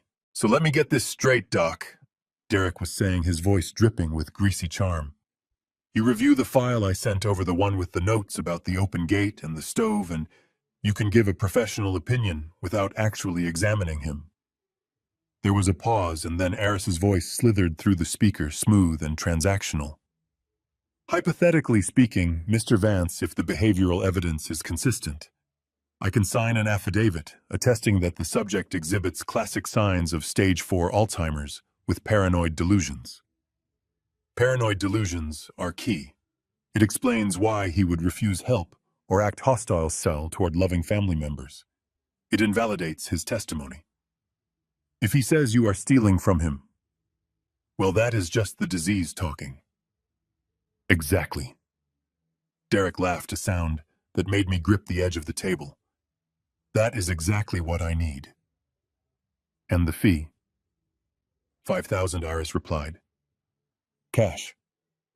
Half now, half when the judge signs the order." "Done," Derek said. "I will have a courier drop it off this afternoon. Make it look scary, Doc. Use all the big Latin words. I want the judge to think letting him walk free is a public safety hazard." I took off the headphones and set them down gently. They were planning to lobotomize me legally. They were going to paint me as a raving lunatic to invalidate everything I knew. It was a classic move. Discredit the witness before he can take the stand. If I walked into court claiming Derek was a fraud and I had a medical diagnosis of paranoia attached to my name, no one would believe me. I would just be the crazy old man shouting at clouds. But Derek had made a fatal assumption. He assumed I was actually sick. He assumed that if I went to a doctor, the results would be ambiguous enough to support his lies. He didn't know that my mind was the only thing I had kept perfectly sharpened over the last 40 years. I needed to prove my sanity. But I couldn't just go to a local doctor. Derek might have gotten to them too. I needed indisputable proof. I needed the gold standard. The next morning at 4 a.m., I drove 3 hours east to the University State Hospital, the most prestigious neurological research center in the region. I checked in under my real name, but I used my old passport for identification, the one that didn't have my current address. I paid in cash so there would be no insurance trail for Derek to find. I requested a full cognitive battery. The works. The next 6 hours were grueling but exhilarating. I sat in a sterile white room while a team of young, earnest neurologists ran me through the ringer. I took the Wechsler Adult Intelligence Scale. I took the mini mental state examination. I did memory recall tests that required me to repeat strings of numbers backward and forward. I underwent a functional MRI to map the electrical activity of my brain. I felt like an athlete back on the field. My brain, which had been starved of intellectual challenge for so long, woke up. It roared to life. I remembered sequences they showed me for 3 seconds. I solved logic puzzles faster than the residents could time them. I recited the details of a story they had read to me an hour prior, word for word, including the inflection of the reader's voice. At the end of the day, the lead neurologist, Dr. Chen, came in holding a thick file. He looked bewildered. "Mr. Sterling," he said, adjusting his glasses. "I have to be honest. We usually see some cognitive decline in men of your age. It is natural. But your results are, well, they are anomalous." "Anomalous good or anomalous bad?" I asked, buttoning my flannel shirt. "Extraordinary," he corrected himself. "Your IQ tested at 145. That is in the 99th percentile. Your recall is near eidetic. There is absolutely no sign of beta amyloid plaque buildup in your MRI. Your brain is not shrinking, Mr. Sterling. If anything, it is hyperactive. You have the cognitive processing speed of a 30-year-old. You are not only competent, you are likely the sharpest person in this building." I smiled. "Can you put that in writing, doctor? A certified affidavit with the hospital seal?" He did. I walked out of that hospital with a sealed envelope that was my shield. It was the bulletproof vest that would stop Dr. Aris's poison. But a shield wasn't enough. I needed a sword. And to use the sword effectively, I needed Derek to drop his guard. I needed him to be so confident, so arrogant, that he wouldn't bother to forward-check his facts. I needed him to believe he had already won. I drove back to the motel and opened my laptop. It was time to do a little creative writing. I opened a graphic design program and pulled up a template I had created years ago for sting operations. I crafted a fake medical report. I used the logo of a mediocre walk-in clinic on the other side of the county. I created a fictional doctor named Dr. A.J. Smith, a name so generic it defied suspicion. In this report, I painted a picture of a man in rapid decline.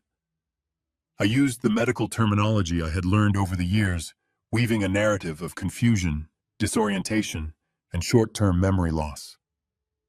I wrote that the patient, Augustus Sterling, was unable to recall the current year, unable to perform simple arithmetic, and exhibited signs of agitation and persecution complex. I gave myself a score of 18 on the cognitive exam, a score that screamed dementia. It was a masterpiece of fiction. It confirmed every lie Derek had told Veronica. It was exactly what he wanted to see. Now I had to deliver it. I couldn't just mail it to him. That would look suspicious. It had to be intercepted. It had to look like a mistake, a slip-up by a confused old man.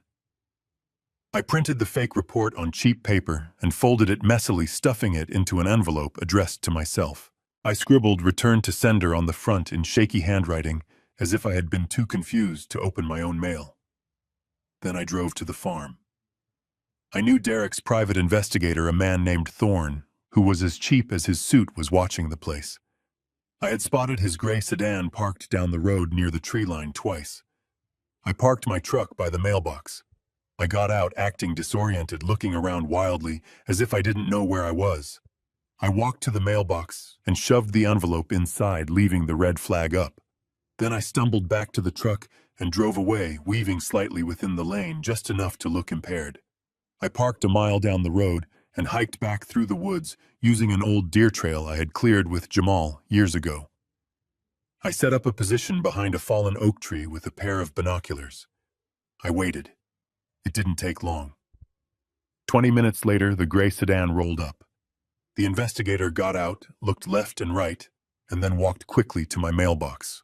He opened it, grabbed the envelope, and practically ran back to his car. I watched him tear it open through the windshield. I saw him pull out the fake medical report. I saw him pull out his phone and dial a number. Even from this distance, I could see the excitement on his face. He was calling Derek. He was telling him he had the smoking gun. I hiked back to my truck, my boots crunching softly on the dry leaves. It was done. Derek would get that report within the hour. He would show it to Veronica. "Look, Ronnie," he would say. "Even the doctors say he is gone. It is a mercy to take control. He does not know what he is doing. He would file the papers tomorrow morning. He would attach my fake report as Exhibit A. He would walk into court believing he was fighting a ghost. He wouldn't research the clinic. He wouldn't verify the doctor. He was too lazy and too desperate for that. The confirmation bias would blind him completely. I drove back to the Motel 6, feeling a dark satisfaction settling in my chest. The trap was set. The bait was taken. Now all I had to do was wait for the snap. I spent the rest of the night preparing my real evidence. I organized the bank records, the contract from the land sale, the audio recordings, and the real medical report from the university. I placed them all in the worn leather briefcase in a specific order, ready to be deployed like tactical nukes. I looked at the suit I had bought the day before. It was hanging in the closet, wrapped in plastic.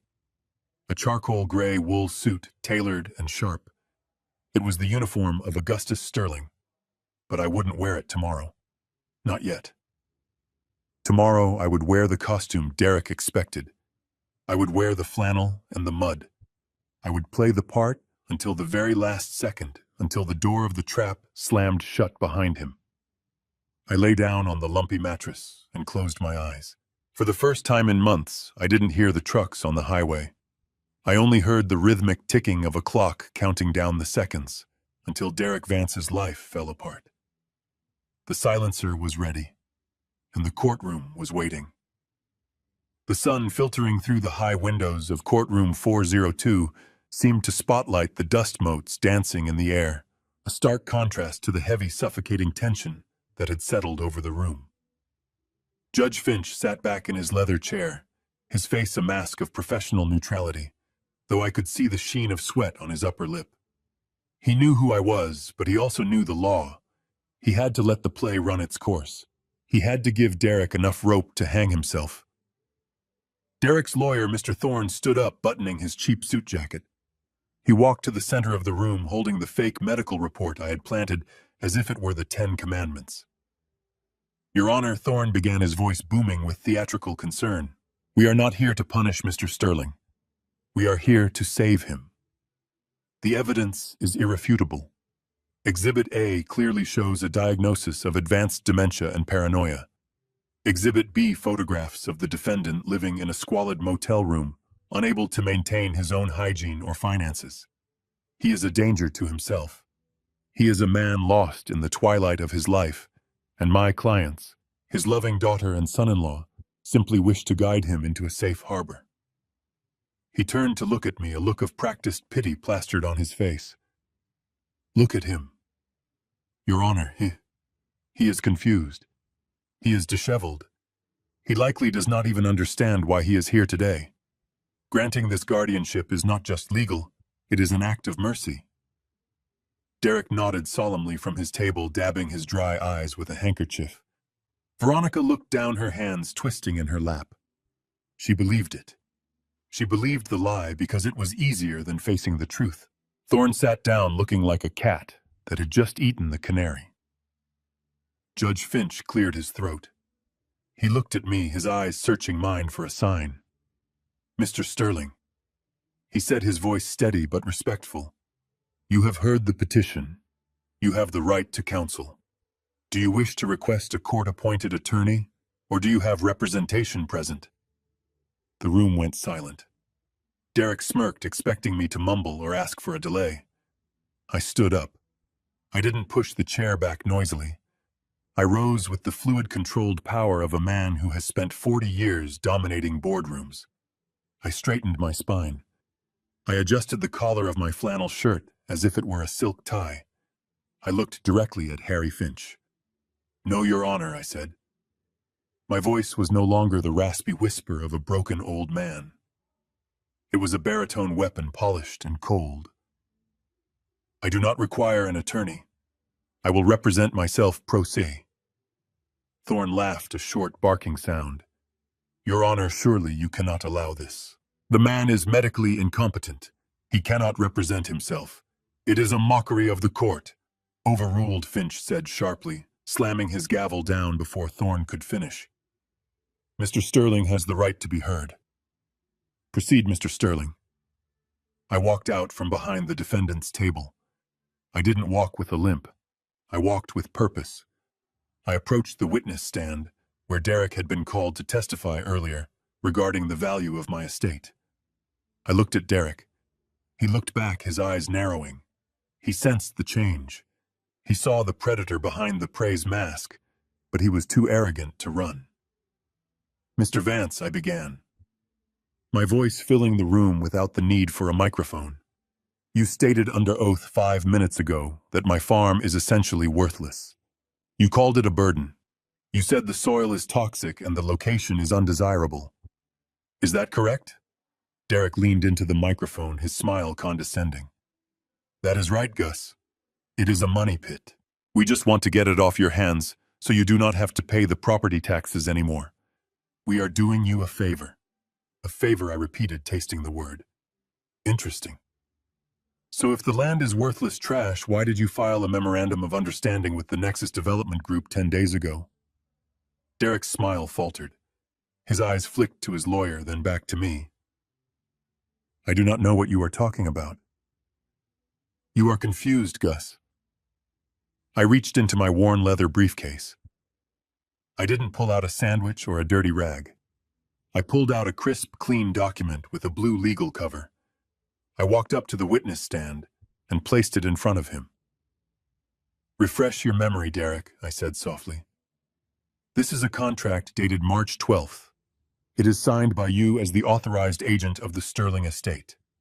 It details the sale of my 80 acres for the sum of $12 million pending the approval of the state highway expansion." The room erupted. Veronica gasped loudly, her hand flying to her mouth.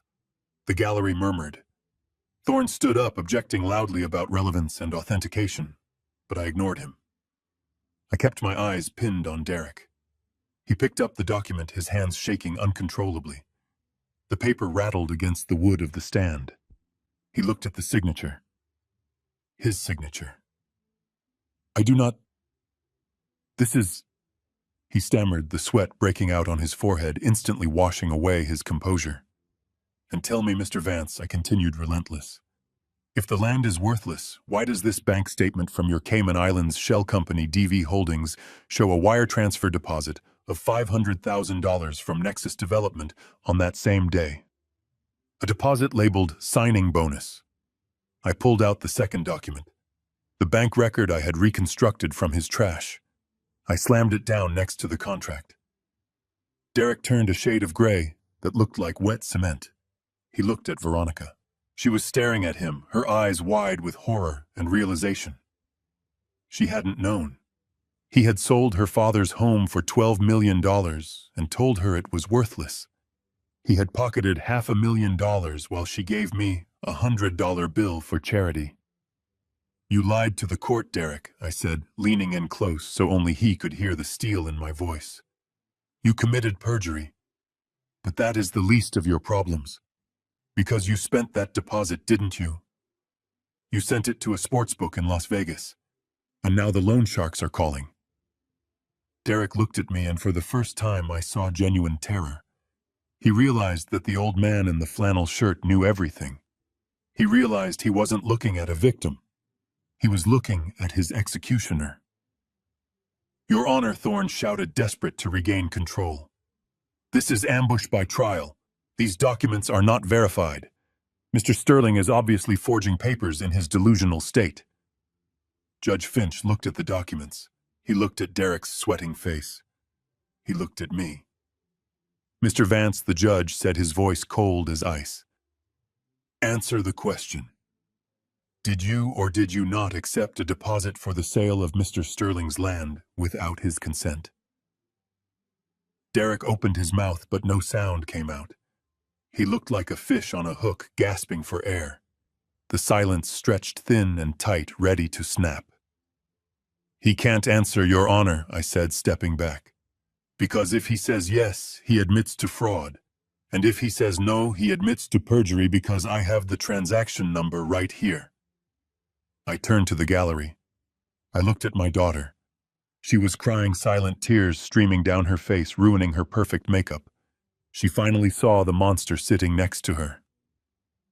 I am not done, Your Honor, I said, turning back to the judge. I have more. I have the audio recordings. Derek stood up so fast his chair flew backward. You illegal old bat, he screamed, losing all control. You tapped my office. That is inadmissible. You are the criminal here. Sit down, Mr. Vance. Judge Finch bellowed, banging his gavel. I smiled. It was a cold, terrifying smile. I didn't tap your office, Derek, I said calmly. I audited it. And I found something else. Something that concerns my daughter. I reached into the briefcase again. This was the kill shot. This was the end. Objection, Your Honor. Thorne screamed, his face turning a blotchy red as he pointed an accusing finger at me. This has gone on long enough. We are listening to the ravings of a senile old man. Look at him. He is wearing flannel in a court of law. He lives in a motel room that costs $40 a night. He is a dirt-poor farmer who probably thinks the radio is talking to him. He is not an auditor. He is a nobody. A broke, destitute nobody who is wasting the court's valuable time with these fantasies. The insult hung in the air like smoke. Derek sneered, regaining a shred of his confidence. He nodded vigorously, looking at the gallery, as if to say, I told you he was crazy. Veronica looked at me with pity, shaking her head slowly, mouthing the word, please, to me, begging me to stop humiliating myself. But then a sound cut through the noise. It was the sharp, authoritative crack of a gavel striking wood. Once, twice, 3 times. Each strike was louder than the last, silencing the murmurs, silencing Thorne, silencing the world. Counselor, sit down, Judge Finch boomed. His voice wasn't just loud. It was heavy with a mixture of anger and reverence. But Your Honor, Thorne sputtered. I said, sit down, Finch roared. And be very careful with your next words, Mr. Thorne. You just called one of the most brilliant financial minds of the 20th century a nobody. If you insult him again in my courtroom, I will hold you in contempt so fast your head will spin. The room froze. Thorne sat down slowly, his mouth hanging open. Derek frowned, looking at the judge as if Finch had suddenly started speaking a foreign language. Veronica leaned forward, her hands gripping the edge of the table. Who is he talking about? Derek, she whispered, her voice trembling. Judge Finch stood up. He didn't look at the lawyers. He looked at the gallery, addressing the entire room. For the record, he said, his voice steady and solemn. The man standing before you is not just a farmer. His name is Augustus Sterling. In 1998, 2 years before the rest of the world knew what was happening, this man identified the irregularities in the Enron Corporation. He was the forensic auditor who brought down the monoliths of Wall Street in the 80s.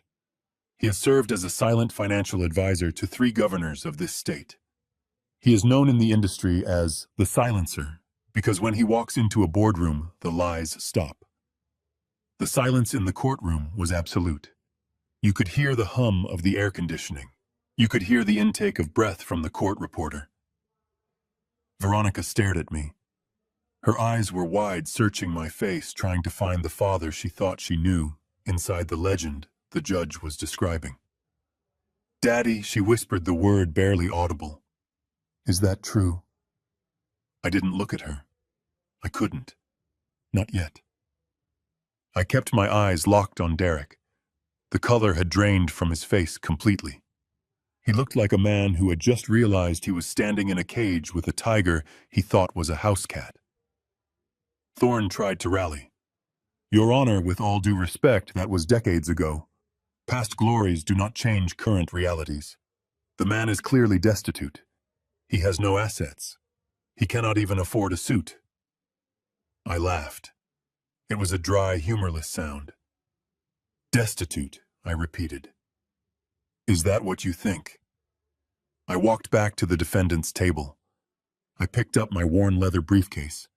It looked old. It looked cheap. But what was inside was worth more than Derek's entire life. I placed it on the railing of the witness stand, right in front of Derek's sweating face. I clicked the latches open. The sound echoed in the quiet room. Snap. Snap. I didn't reach for a ham sandwich or a dirty rag. I reached into the main compartment and pulled out a thick document bound in heavy cream-colored linen paper.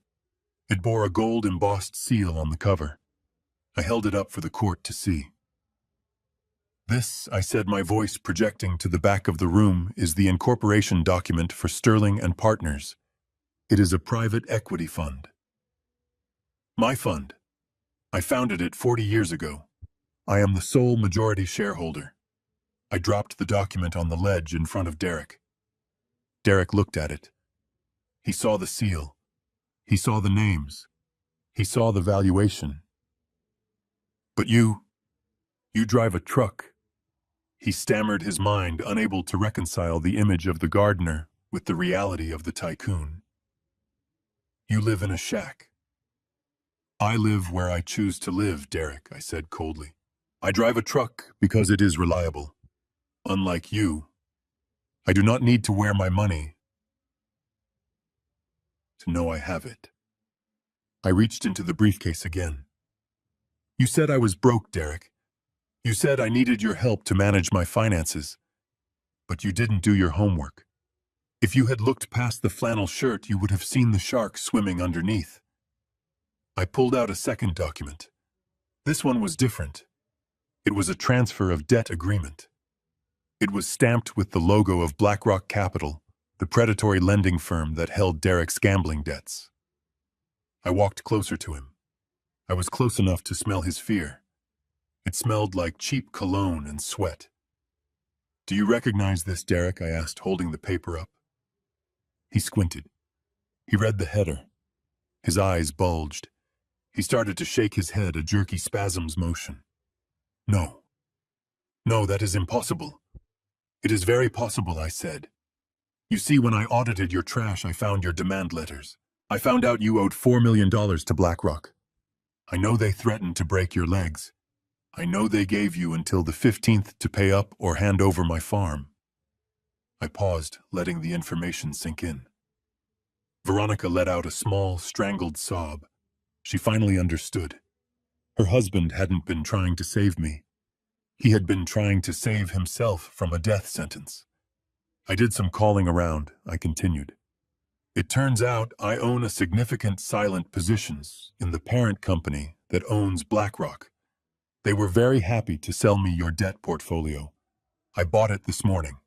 I wired the $4 million from my motel room. I slapped the paper down on top of the incorporation documents." Derek flinched as if I had hit him. "You do not owe the bank anymore, Derek," I said, my voice dropping to a whisper that carried the weight of a tombstone. "You do not owe the loan sharks. You owe me. I am your creditor. I own your debt. I own your house. I own your car. I own every single thing you think is yours." Derek looked at me with pure, unadulterated horror. He looked at the judge, begging for intervention, but Finch just sat there, his face grim, watching justice unfold. "You bought my debt," Derek whispered, his voice cracking. I leaned in. "Yes, and I am calling it in, right now." I turned to the judge. "Your Honor, this man is not a concerned family member. He is a debtor attempting to defraud his creditor. He filed this guardianship petition solely to seize the collateral for a loan that I now hold. This is not a family matter. This is attempted grand larceny." Thorne, the shark lawyer, looked at the documents. He looked at Derek. He closed his briefcase. I request a recess, Thorne stammered. I need to consult with my client. Sit down, Thorne, I barked, not waiting for the judge. There is no recess. There is no consultation. We are finishing this now. I turned back to Veronica. She was standing up now, her hands covering her mouth, tears streaming down her face, ruining the makeup she had applied so carefully that morning. She looked at Derek with a mixture of revulsion and disbelief. She looked at me with shame. Daddy, she cried. I didn't know. I swear I didn't know he owed money. He told me he was investing. He told me we were rich. You are not rich, Ronnie. I said, my voice softening just a fraction for her. You are broke. He spent it all. He spent your savings. He mortgaged your house to the hilt. And when that wasn't enough, he tried to sell my home to cover his mistakes. I pointed at Derek. He was going to sign my deed over to them, Ronnie. And when the money ran out again, do you think he would have stopped? He would have sold you next. Derek slumped in his chair. The arrogance was gone. The bravado was gone. He was just a small, scared man in an expensive suit that he couldn't pay for. It was just business, Gus, he mumbled, looking at the floor. It was just business. I was going to pay it back. Business, I scoffed. No, Derek. Business is what I did for 40 years. Business is honor. Business is trust. What you did, that is a crime. I looked at Judge Finch. Your Honor, I have one more document to enter into evidence. I reached into the briefcase one last time. This wasn't a financial document. It was a small USB drive. I told you I tapped his office, Derek. But I didn't just hear you talking to the doctor. I heard you talking to someone else. Someone named Crystal. Derek's head snapped up. His eyes were pleading now. No. Gus, please. Not that. Anything but that. I ignored him. I handed the drive to the bailiff. Play track 3, please.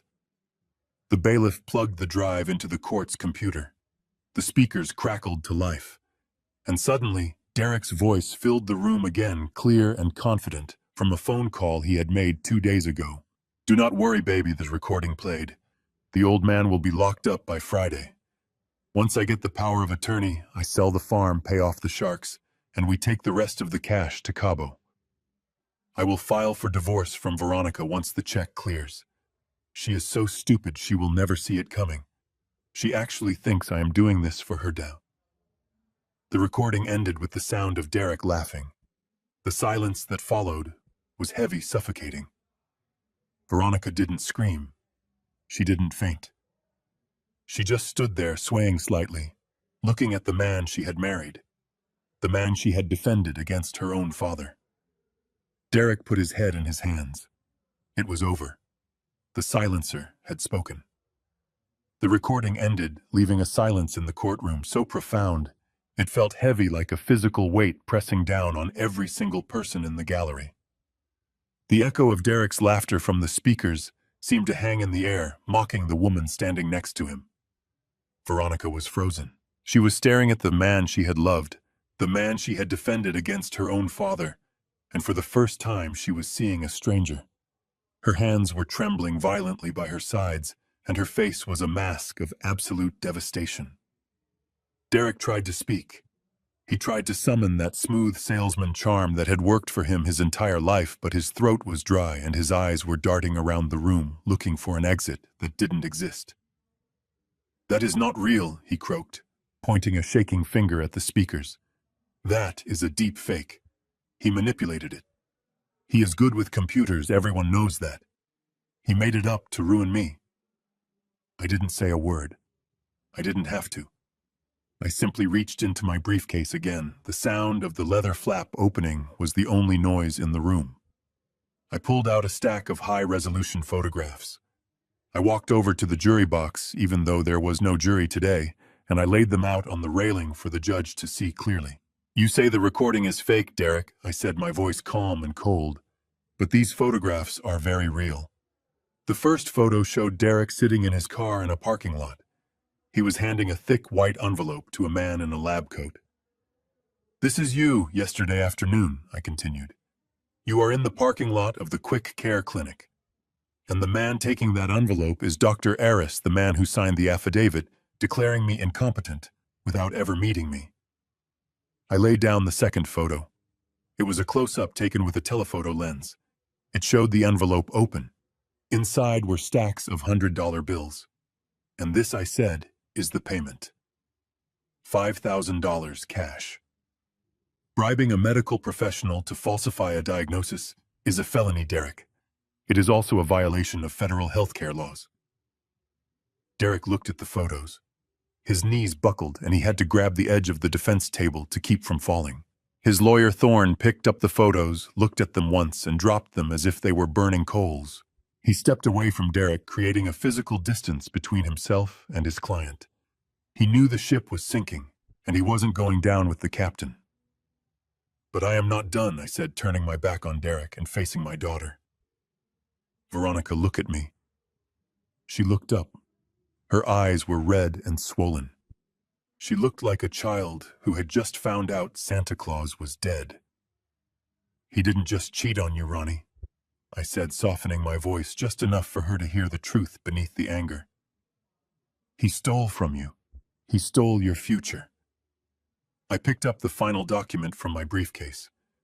It was a loan application for the $4 million he owed to BlackRock Capital. I walked over to her and held it up. "Look at the signature line," I commanded. She squinted through her tears. She saw her name. Veronica Sterling Vance. It was signed in blue ink with a flourish that looked exactly like her handwriting. "Did you sign this?" I asked. "Did you authorize a $4 million loan against your own home?" She shook her head slowly. "No," she whispered. I didn't know about any loan." I turned to the judge. "Your Honor," I said, my voice ringing with the authority of the silencer. "The defendant not only committed perjury and bribery, but he has also committed bank fraud and identity theft against his own wife. He forged her signature to secure funds for illegal gambling. He used her credit, her name, and her trust to dig a hole so deep she would never climb out of it." Judge Finch had seen enough. The shock on his face had been replaced by a cold, hard fury. He was a man of the law, and his courtroom had been turned into a crime scene. He stood up, his black robe billowing around him like the wings of a crow. "Bailiff," he barked, pointing a finger at Derek. "Take Mr. Vance into custody immediately." The bailiff, a large man who had been watching the proceedings with growing disgust, moved fast. He crossed the room in 3 strides. He grabbed Derek by the arm and spun him around. Derek yelped. "Hey, watch the suit! You can't do this! I have rights! This is a civil hearing!" "It just became criminal," Judge Finch roared. "I am holding you in contempt of court for perjury. I am also ordering your immediate arrest on suspicion of fraud, forgery, and bribery. The district attorney is already on his way." The sound of the handcuffs ratcheting shut was the sweetest sound I had heard in 20 years. Click, click. Derek struggled. He tried to pull away, but the bailiff held him fast, pushing him down onto the table. The reality of the situation finally crashed down on him. The arrogance evaporated, leaving only a terrified, pathetic coward. And then he did exactly what I knew he would do. He turned on the only person who had ever truly loved him. "Veronica," he screamed, his face pressed against the wood of the table. Tell them you signed it. Tell them you knew about the money." Veronica took a step back, her hands over her mouth. "Do not look at me like that, you stupid woman," he yelled, his voice cracking with desperation. "You wanted this. You wanted the big house. You wanted the cars. You pushed me to make more money. This is your fault. If you weren't so useless and expensive, I wouldn't have had to do this. You drained me dry." The entire courtroom gasped. It was the final betrayal. He wasn't just a thief. He was a parasite who blamed the host for bleeding. Veronica stood there, and I watched the last illusion shatter in her eyes. She looked at the man she had married, the man she had chosen over her own father, and she finally saw him clearly. She saw the greed. She saw the weakness. She saw the hate. "Get him out of here," Judge Finch ordered. The bailiff hauled Derek up by his armpits. Derek was crying now, snot running down his face, kicking his legs like a toddler having a tantrum. "Gus, please," he begged, looking at me with wild eyes.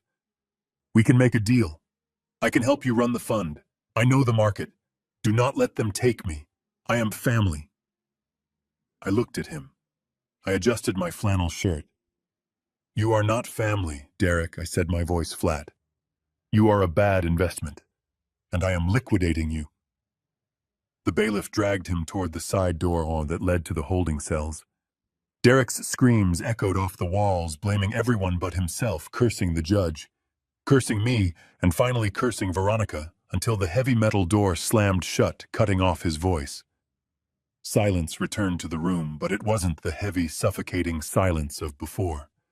It was the clean, sharp silence that comes after a storm. Judge Finch sat down slowly. He took a deep breath and looked at me. "Mr. Sterling," he said, his tone respectful, "the petition for guardianship is dismissed with prejudice. Your assets are unfrozen immediately. The court apologizes for the inconvenience this has caused you." I nodded. "Thank you, Harry," I said, using his first name one last time. The judge looked at the lawyer Thorne, who was frantically packing his briefcase, trying to disappear. "And Mr. Thorne," the judge added, his voice dangerous, "I will be reporting your conduct today to the Bar Association. I suggest you find a very good lawyer for yourself." I turned to look at Veronica. She was standing alone at the plaintiff's table. Her expensive purse was on the floor. Her perfect hair was messy. She looked small. She looked broken. She looked up and met my eyes. For the first time in years, she didn't look at me with condescension or pity. She looked at me with fear and shame. She realized that the old man she had tried to put away was the only person in the room who had actually been telling the truth. She took a step toward me, her hands reaching out tentatively. "Daddy," she whispered. I didn't move. I didn't open my arms.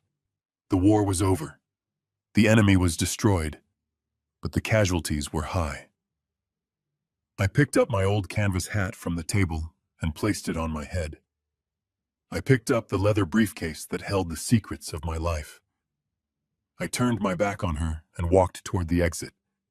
My boots squeaked on the floor, leaving one final trail of mud. I didn't look back. Not yet. She needed to sit in the wreckage she had helped create. She needed to feel the cold wind of reality without her father's coat to keep her warm. That was the only way she would ever learn to build her own fire. I pushed open the heavy glass doors of the courthouse and stepped out into the blinding afternoon sun. The air was thick and humid, carrying the scent of asphalt and exhaust fumes, but to me it smelled like freedom. It smelled like the end of a long, dark winter. I adjusted my hat, pulling the brim down low over my eyes, not to hide but to shield myself from the glare. My old Red Wing boots felt heavy on the concrete steps, but my spirit felt lighter than it had in years. I had walked into that building as a victim, a target, a senile old man to be harvested for his assets. I was walking out as a victor. I was walking out as Augustus Sterling. I reached into my pocket and felt the keys to my truck. That old Ford was the only thing I hadn't lied about. It really was reliable. It really was mine. I started walking toward the far end of the parking lot, where I had left it parked between a sleek BMW and a Lexus. Even in the parking lot, the class divide was evident, but I knew now that the only difference between the drivers of those cars and me was that I owned the bank that financed them. "Daddy, wait." The voice was shrill, desperate, and breathless. I didn't stop walking. I knew who it was. I had been expecting it. "Daddy, please stop." I heard the rapid click, click, click of high heels running on pavement. It was a frantic rhythm, a sound of panic. I reached my truck and put my hand on the door handle. I paused. I took a deep breath. I owed her this. I owed her the finality of this moment. I turned around. Veronica was running toward me, stumbling slightly. Her expensive cream-colored suit was rumpled. Her mascara had run down her cheeks in black streaks, making her look like a tragic clown. She wasn't the composed, arrogant woman who had laughed at me in the courtroom. She wasn't the socialite who worried about mud on her marble floors. She was just a frightened woman who had just watched her entire world implode. She reached me and grabbed my arm, her grip tight and shaking. She was gasping for air, her chest heaving. "Daddy, do not leave me," she sobbed. "Please, you cannot just leave me here." I looked at her hand on my arm. Her manicured nails dug into my flannel shirt. I didn't pull away, but I didn't cover her hand with mine either. I just looked at her. "What do you want, Veronica?" I asked, my voice calm and level. "The hearing is over. You are free to go." She shook her head violently, tears flying from her face. "No, no, I am not free. Derek, he ruined everything. The police took him, Daddy. They took him away in handcuffs. He was screaming my name. He said I signed those papers." I looked at her steadily. "You did sign them, Ronnie. Maybe you didn't read them. Maybe you trusted him blindly. But your signature is on the loan documents. Your name is on the corporate filings. Ignorance is not a defense in the eyes of the law, and it certainly isn't a defense in the eyes of the bank." She collapsed. It wasn't a figure of speech. Her legs literally gave out, and she fell to her knees right there on the dirty asphalt of the parking lot. She didn't care about her suit anymore. She didn't care who was watching. She wrapped her arms around my legs, hugging my muddy boots, burying her face against my denim jeans. "I was blind," she wailed, her voice muffled against my leg. "I was so stupid. I just wanted him to love me. I wanted the life he promised. He said we were building a future. He said you were holding us back. I believed him, Daddy. I am so sorry. Please forgive me. I was blind." I looked down at the top of her head. I remembered when she was 5 years old, and she had fallen off the swing set. She had cried just like this, holding onto my leg, begging me to make the pain go away. Back then, a kiss and a Band-Aid were enough. Back then, I could fix anything. But she wasn't 5 years old anymore. She was 38, and the scrape on her knee wasn't a scrape. It was a $4 million debt and a potential indictment for fraud. "Get up, Veronica," I said firmly. "Stand up. Sterlings do not kneel in parking lots." She sniffled and slowly pulled herself up. She looked at me with wide, hopeful eyes. She thought my tone meant I was taking charge. She thought Daddy was back to fix it.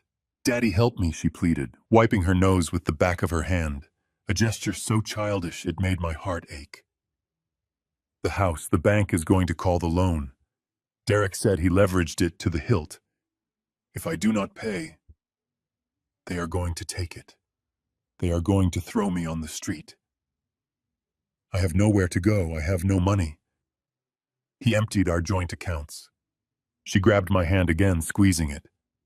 "But you have money. The judge said you are rich. He said you have millions. You bought Derek's debt right. That means you own the loan on the house. You can forgive it. You can write it off. Just sign a paper, Daddy. Please. Save my home. It is all I have left." I looked at her. I saw the desperation, but I also saw the entitlement. It was buried deep under the fear, but it was there. She still thought the solution to her problems was a check. She still thought that because I had money, her problems would disappear. She hadn't learned the lesson yet. She had only felt the sting of the whip. She hadn't learned why it was cracking. I reached into the inner pocket of my jacket. I pulled out my checkbook. It was an old leather-bound book, one I rarely used. Veronica's eyes lit up. It was instantaneous. The fear receded just a fraction, replaced by a glimmer of relief. She watched hungrily as I pulled a pen from my pocket. Thank you, Daddy, she breathed, exhaling a long, shuddering breath. Thank you. I promise I will pay you back. I will get a job. I will do whatever you want. Just save the house. I opened the checkbook. I rested it on the hood of my truck. I wrote the date. I wrote her name on the payee line. Veronica Sterling Vance. I looked at her. How much is the mortgage arrears? I asked. 50,000, she said quickly. And the immediate penalties are another 20.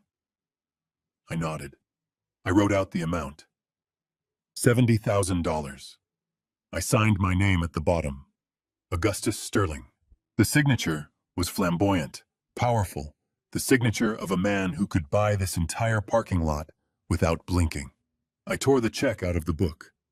The sound was crisp and satisfying. I held it up. The wind caught the edge of the paper, fluttering it like a flag of surrender. Veronica reached for it, her hand trembling, her eyes locked on the blue paper as if it were oxygen and she was drowning. Here I said, holding it just out of her reach. This is what you want, isn't it? This is the easy way out. This makes the bad men go away. This keeps the lights on in the mansion. This lets you pretend for a few more months that you didn't marry a con artist. Yes, Daddy, please, she whimpered, reaching on her tiptoes. I looked her in the eye. My expression hardened. No, Veronica. I took the check in both hands. I watched her eyes widen in horror, and then slowly, deliberately, I tore it in half. No, she screamed, a sound of pure anguish, lunging for the pieces. Daddy, what are you doing? I tore the halves into quarters, then into eighths.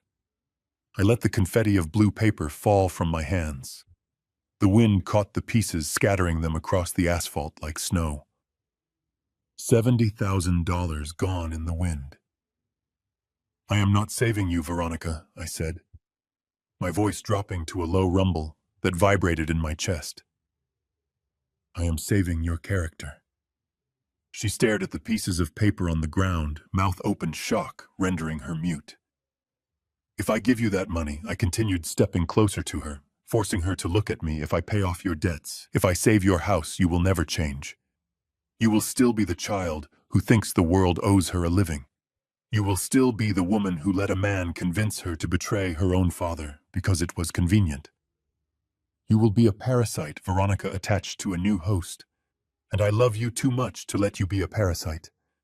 But I will be homeless, she cried, tears streaming down her face again. I will lose everything. Good, I said brutally. Lose it. Lose the house. It was built on lies anyway. Lose the car. Lose the country club membership. Lose the fake friends who only liked you because of your husband's credit card. Lose it all, Veronica. Hit the bottom, because the bottom is the only place solid enough to build a real foundation. I pointed a finger at her chest, right over her heart. You are going to learn what I learned. You are going to learn what it feels like to sleep in a room that smells like smoke because it is all you can afford. You are going to learn how to budget for a loaf of bread. You are going to learn the value of $1, not because I gave it to you, but because you earned it with your own sweat. She looked at me terrified. But Daddy, I can't. I do not know how. Then you will learn, I said. Just like I did. Just like your mother did. You have hands. You have a brain. You are a Sterling. We are survivors. I reached into my pocket again. This time I didn't pull out money. I pulled out a small plain white business card. I handed it to her. This is the number for a lawyer, I said. Not Harrison. He is too expensive for you. This is a legal aid attorney, a good one. He specializes in divorce and fraud victims. I have paid his retainer. He will keep you out of prison, Ronnie. He will help you untangle yourself from Derek's crimes. He will make sure you do not go to jail for what your husband did. That is the only help you are getting from me. Legal defense. Not life support. She took the card, looking at it as if it were a foreign object. And the house, she whispered one last time.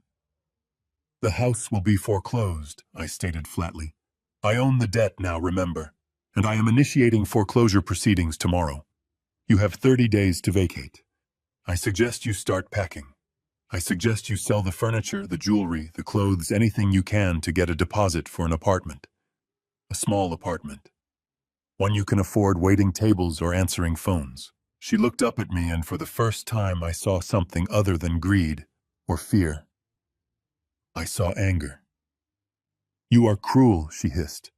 You are a cruel old man. You have millions and you are making your own daughter homeless. I smiled. It was a sad smile, but it was genuine. No, Ronnie. Cruelty would be letting you stay exactly as you are. Cruelty would be letting you remain weak. This is love. This is the hardest love I have ever had to give. But one day, maybe 10 years from now, when you are standing on your own 2 feet, paying your own bills with money you earned, you will understand. And if you don't, well, then I failed you a long time ago. I turned around and opened the door of my truck. I climbed into the cab. The seat was worn and comfortable. The engine started with a roar. I rolled down the window. Veronica was standing there, clutching the business card, the pieces of the torn check blowing around her ankles. She looked small and alone in the vast parking lot. 30 days, Ronnie, I said. Make them count. I put the truck in gear and drove away. I watched her in the rearview mirror until she was just a small speck in the distance. My heart was breaking.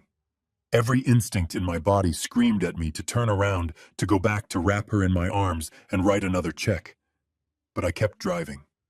I drove toward the highway, toward the water, toward the future. I had broken her heart today. I had shattered her world. But I had saved her soul, and that was a price I was willing to pay. The water of the bay was calm today, a sheet of polished glass reflecting the gray-blue of the early morning sky. The only sound was the gentle lapping of waves against the hull of my boat and the rhythmic clicking of a fishing reel. It was a 30-foot trawler, nothing fancy, nothing that shouted wealth to the world. I had named her Martha's Dream, painted in neat white letters on the stern. It was the boat we had always talked about buying, the one we were going to use to sail up the coast when we retired. She never got to step foot on the deck, but I felt her presence in the salty breeze and the warmth of the sun. I sat in the captain's chair, a fishing rod in my hand, my old canvas hat pulled low over my eyes. Sitting across from me, holding a can of cheap beer and looking happier than I had ever seen him in a robe, was Harry Finch. He wasn't Judge Finch out here.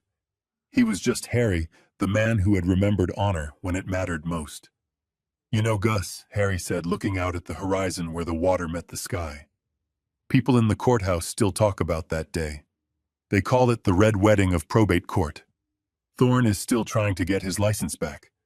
And Derek, well, Derek is enjoying the hospitality of the state penitentiary. I heard he is working in the laundry. I chuckled softly, reeling in my line a few inches. It is honest work, Harry. For the first time in his life, Derek is actually earning his keep. It might do him some good. Harry took a sip of his beer. And what about you, Gus? You could be on a mega yacht in the Mediterranean right now. You could be drinking champagne with models. Instead, you are here drinking lukewarm coffee with a retired judge eating a ham sandwich. Why? I looked at the sandwich in my hand. It tasted better than any filet mignon I had ever eaten. Because this is real, Harry, I said. The yacht is just a floating prison of expectations. This boat, this water, this sandwich, it is real. And besides, I have work to do here.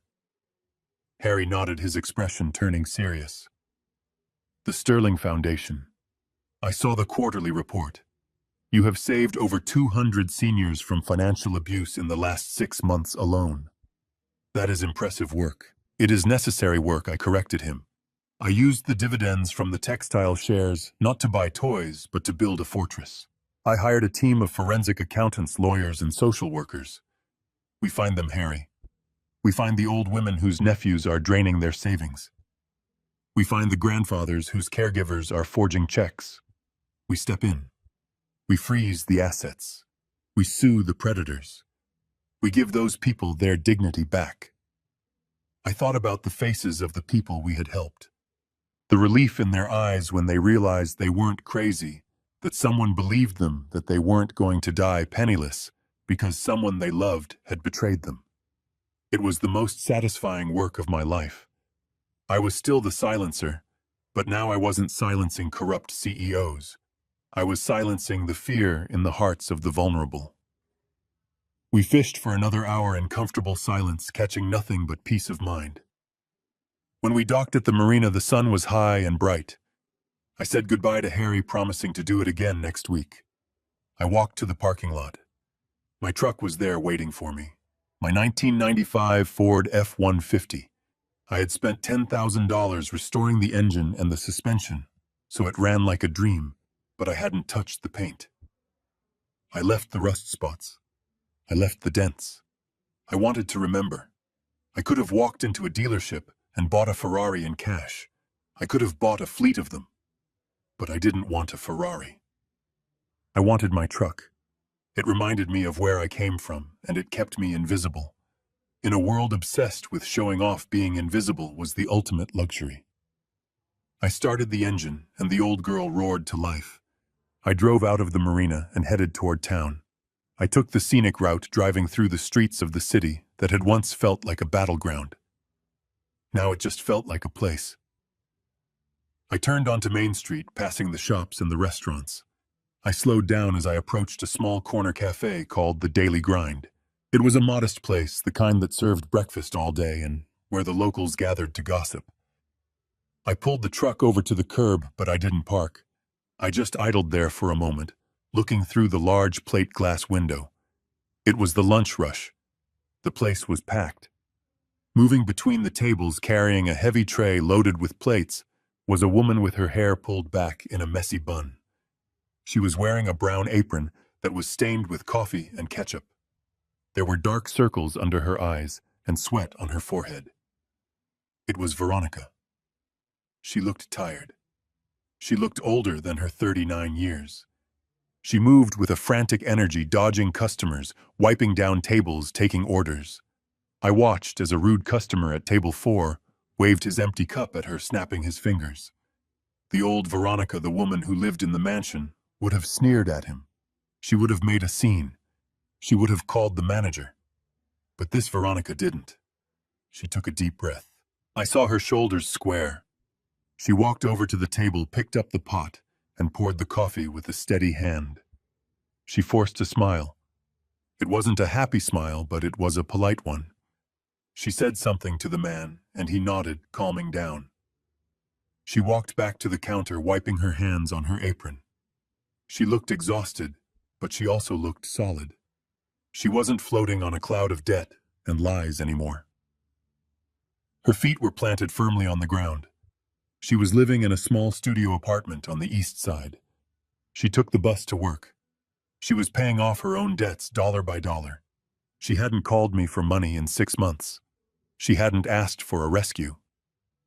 I felt a lump in my throat, but it wasn't sadness. It was pride. A fierce, burning pride. My daughter was a waitress. She was poor. She was struggling. And she was finally becoming a person. She was learning the value of $1 because she had to earn it. She was learning respect because she had to give it. She was learning that dignity isn't something you buy, it is something you build. She looked up then towards the window. Her eyes met mine through the glass. For a second, she froze. She saw her father sitting in his old truck, the man who could solve all her problems with the stroke of a pen. I didn't wave. I didn't motion for her to come out. I just smiled. A small, genuine smile that said, "I see you." She looked at me for a long heartbeat. Then she nodded. Just once. A small acknowledgement. Then she turned around, picked up another tray, and went back to work. She didn't come running. She didn't beg. She went back to work. I put the truck in gear and pulled away from the curb. I drove down the road, feeling the wind coming through the open window. The road ahead was open and clear. I thought about the $32 million sitting in my accounts. I thought about the foundation. But mostly, I thought about that woman in the apron. I realized then that the greatest inheritance I could ever leave her wasn't the money. If I had given her the millions, she would have remained a child forever. She would have remained weak. By taking everything away from her, I had given her the only thing that mattered. I had given her her life back. I had given her the chance to find out who she really was when the lights went out and the audience went home. The greatest asset I leave to my daughter is not $30 million. It is the ability to stand on her own 2 feet, without crutches, without lies, without me. That is the only wealth that cannot be stolen. That is the only legacy that lasts. And that, I decided as I drove toward the sunset, is what true love actually looks like. It does not look like a check. It looks like letting them fall so they can learn how to fly. My name is Augustus Sterling, and I am finally at peace. Sometimes the people who love us the most are the ones who refuse to save us from ourselves. We live in a world that equates love with comfort, that thinks a good parent removes every obstacle from a child's path. But true love is often uncomfortable. It requires the immense courage to stand back and watch someone struggle, knowing that the struggle is the only way they will grow.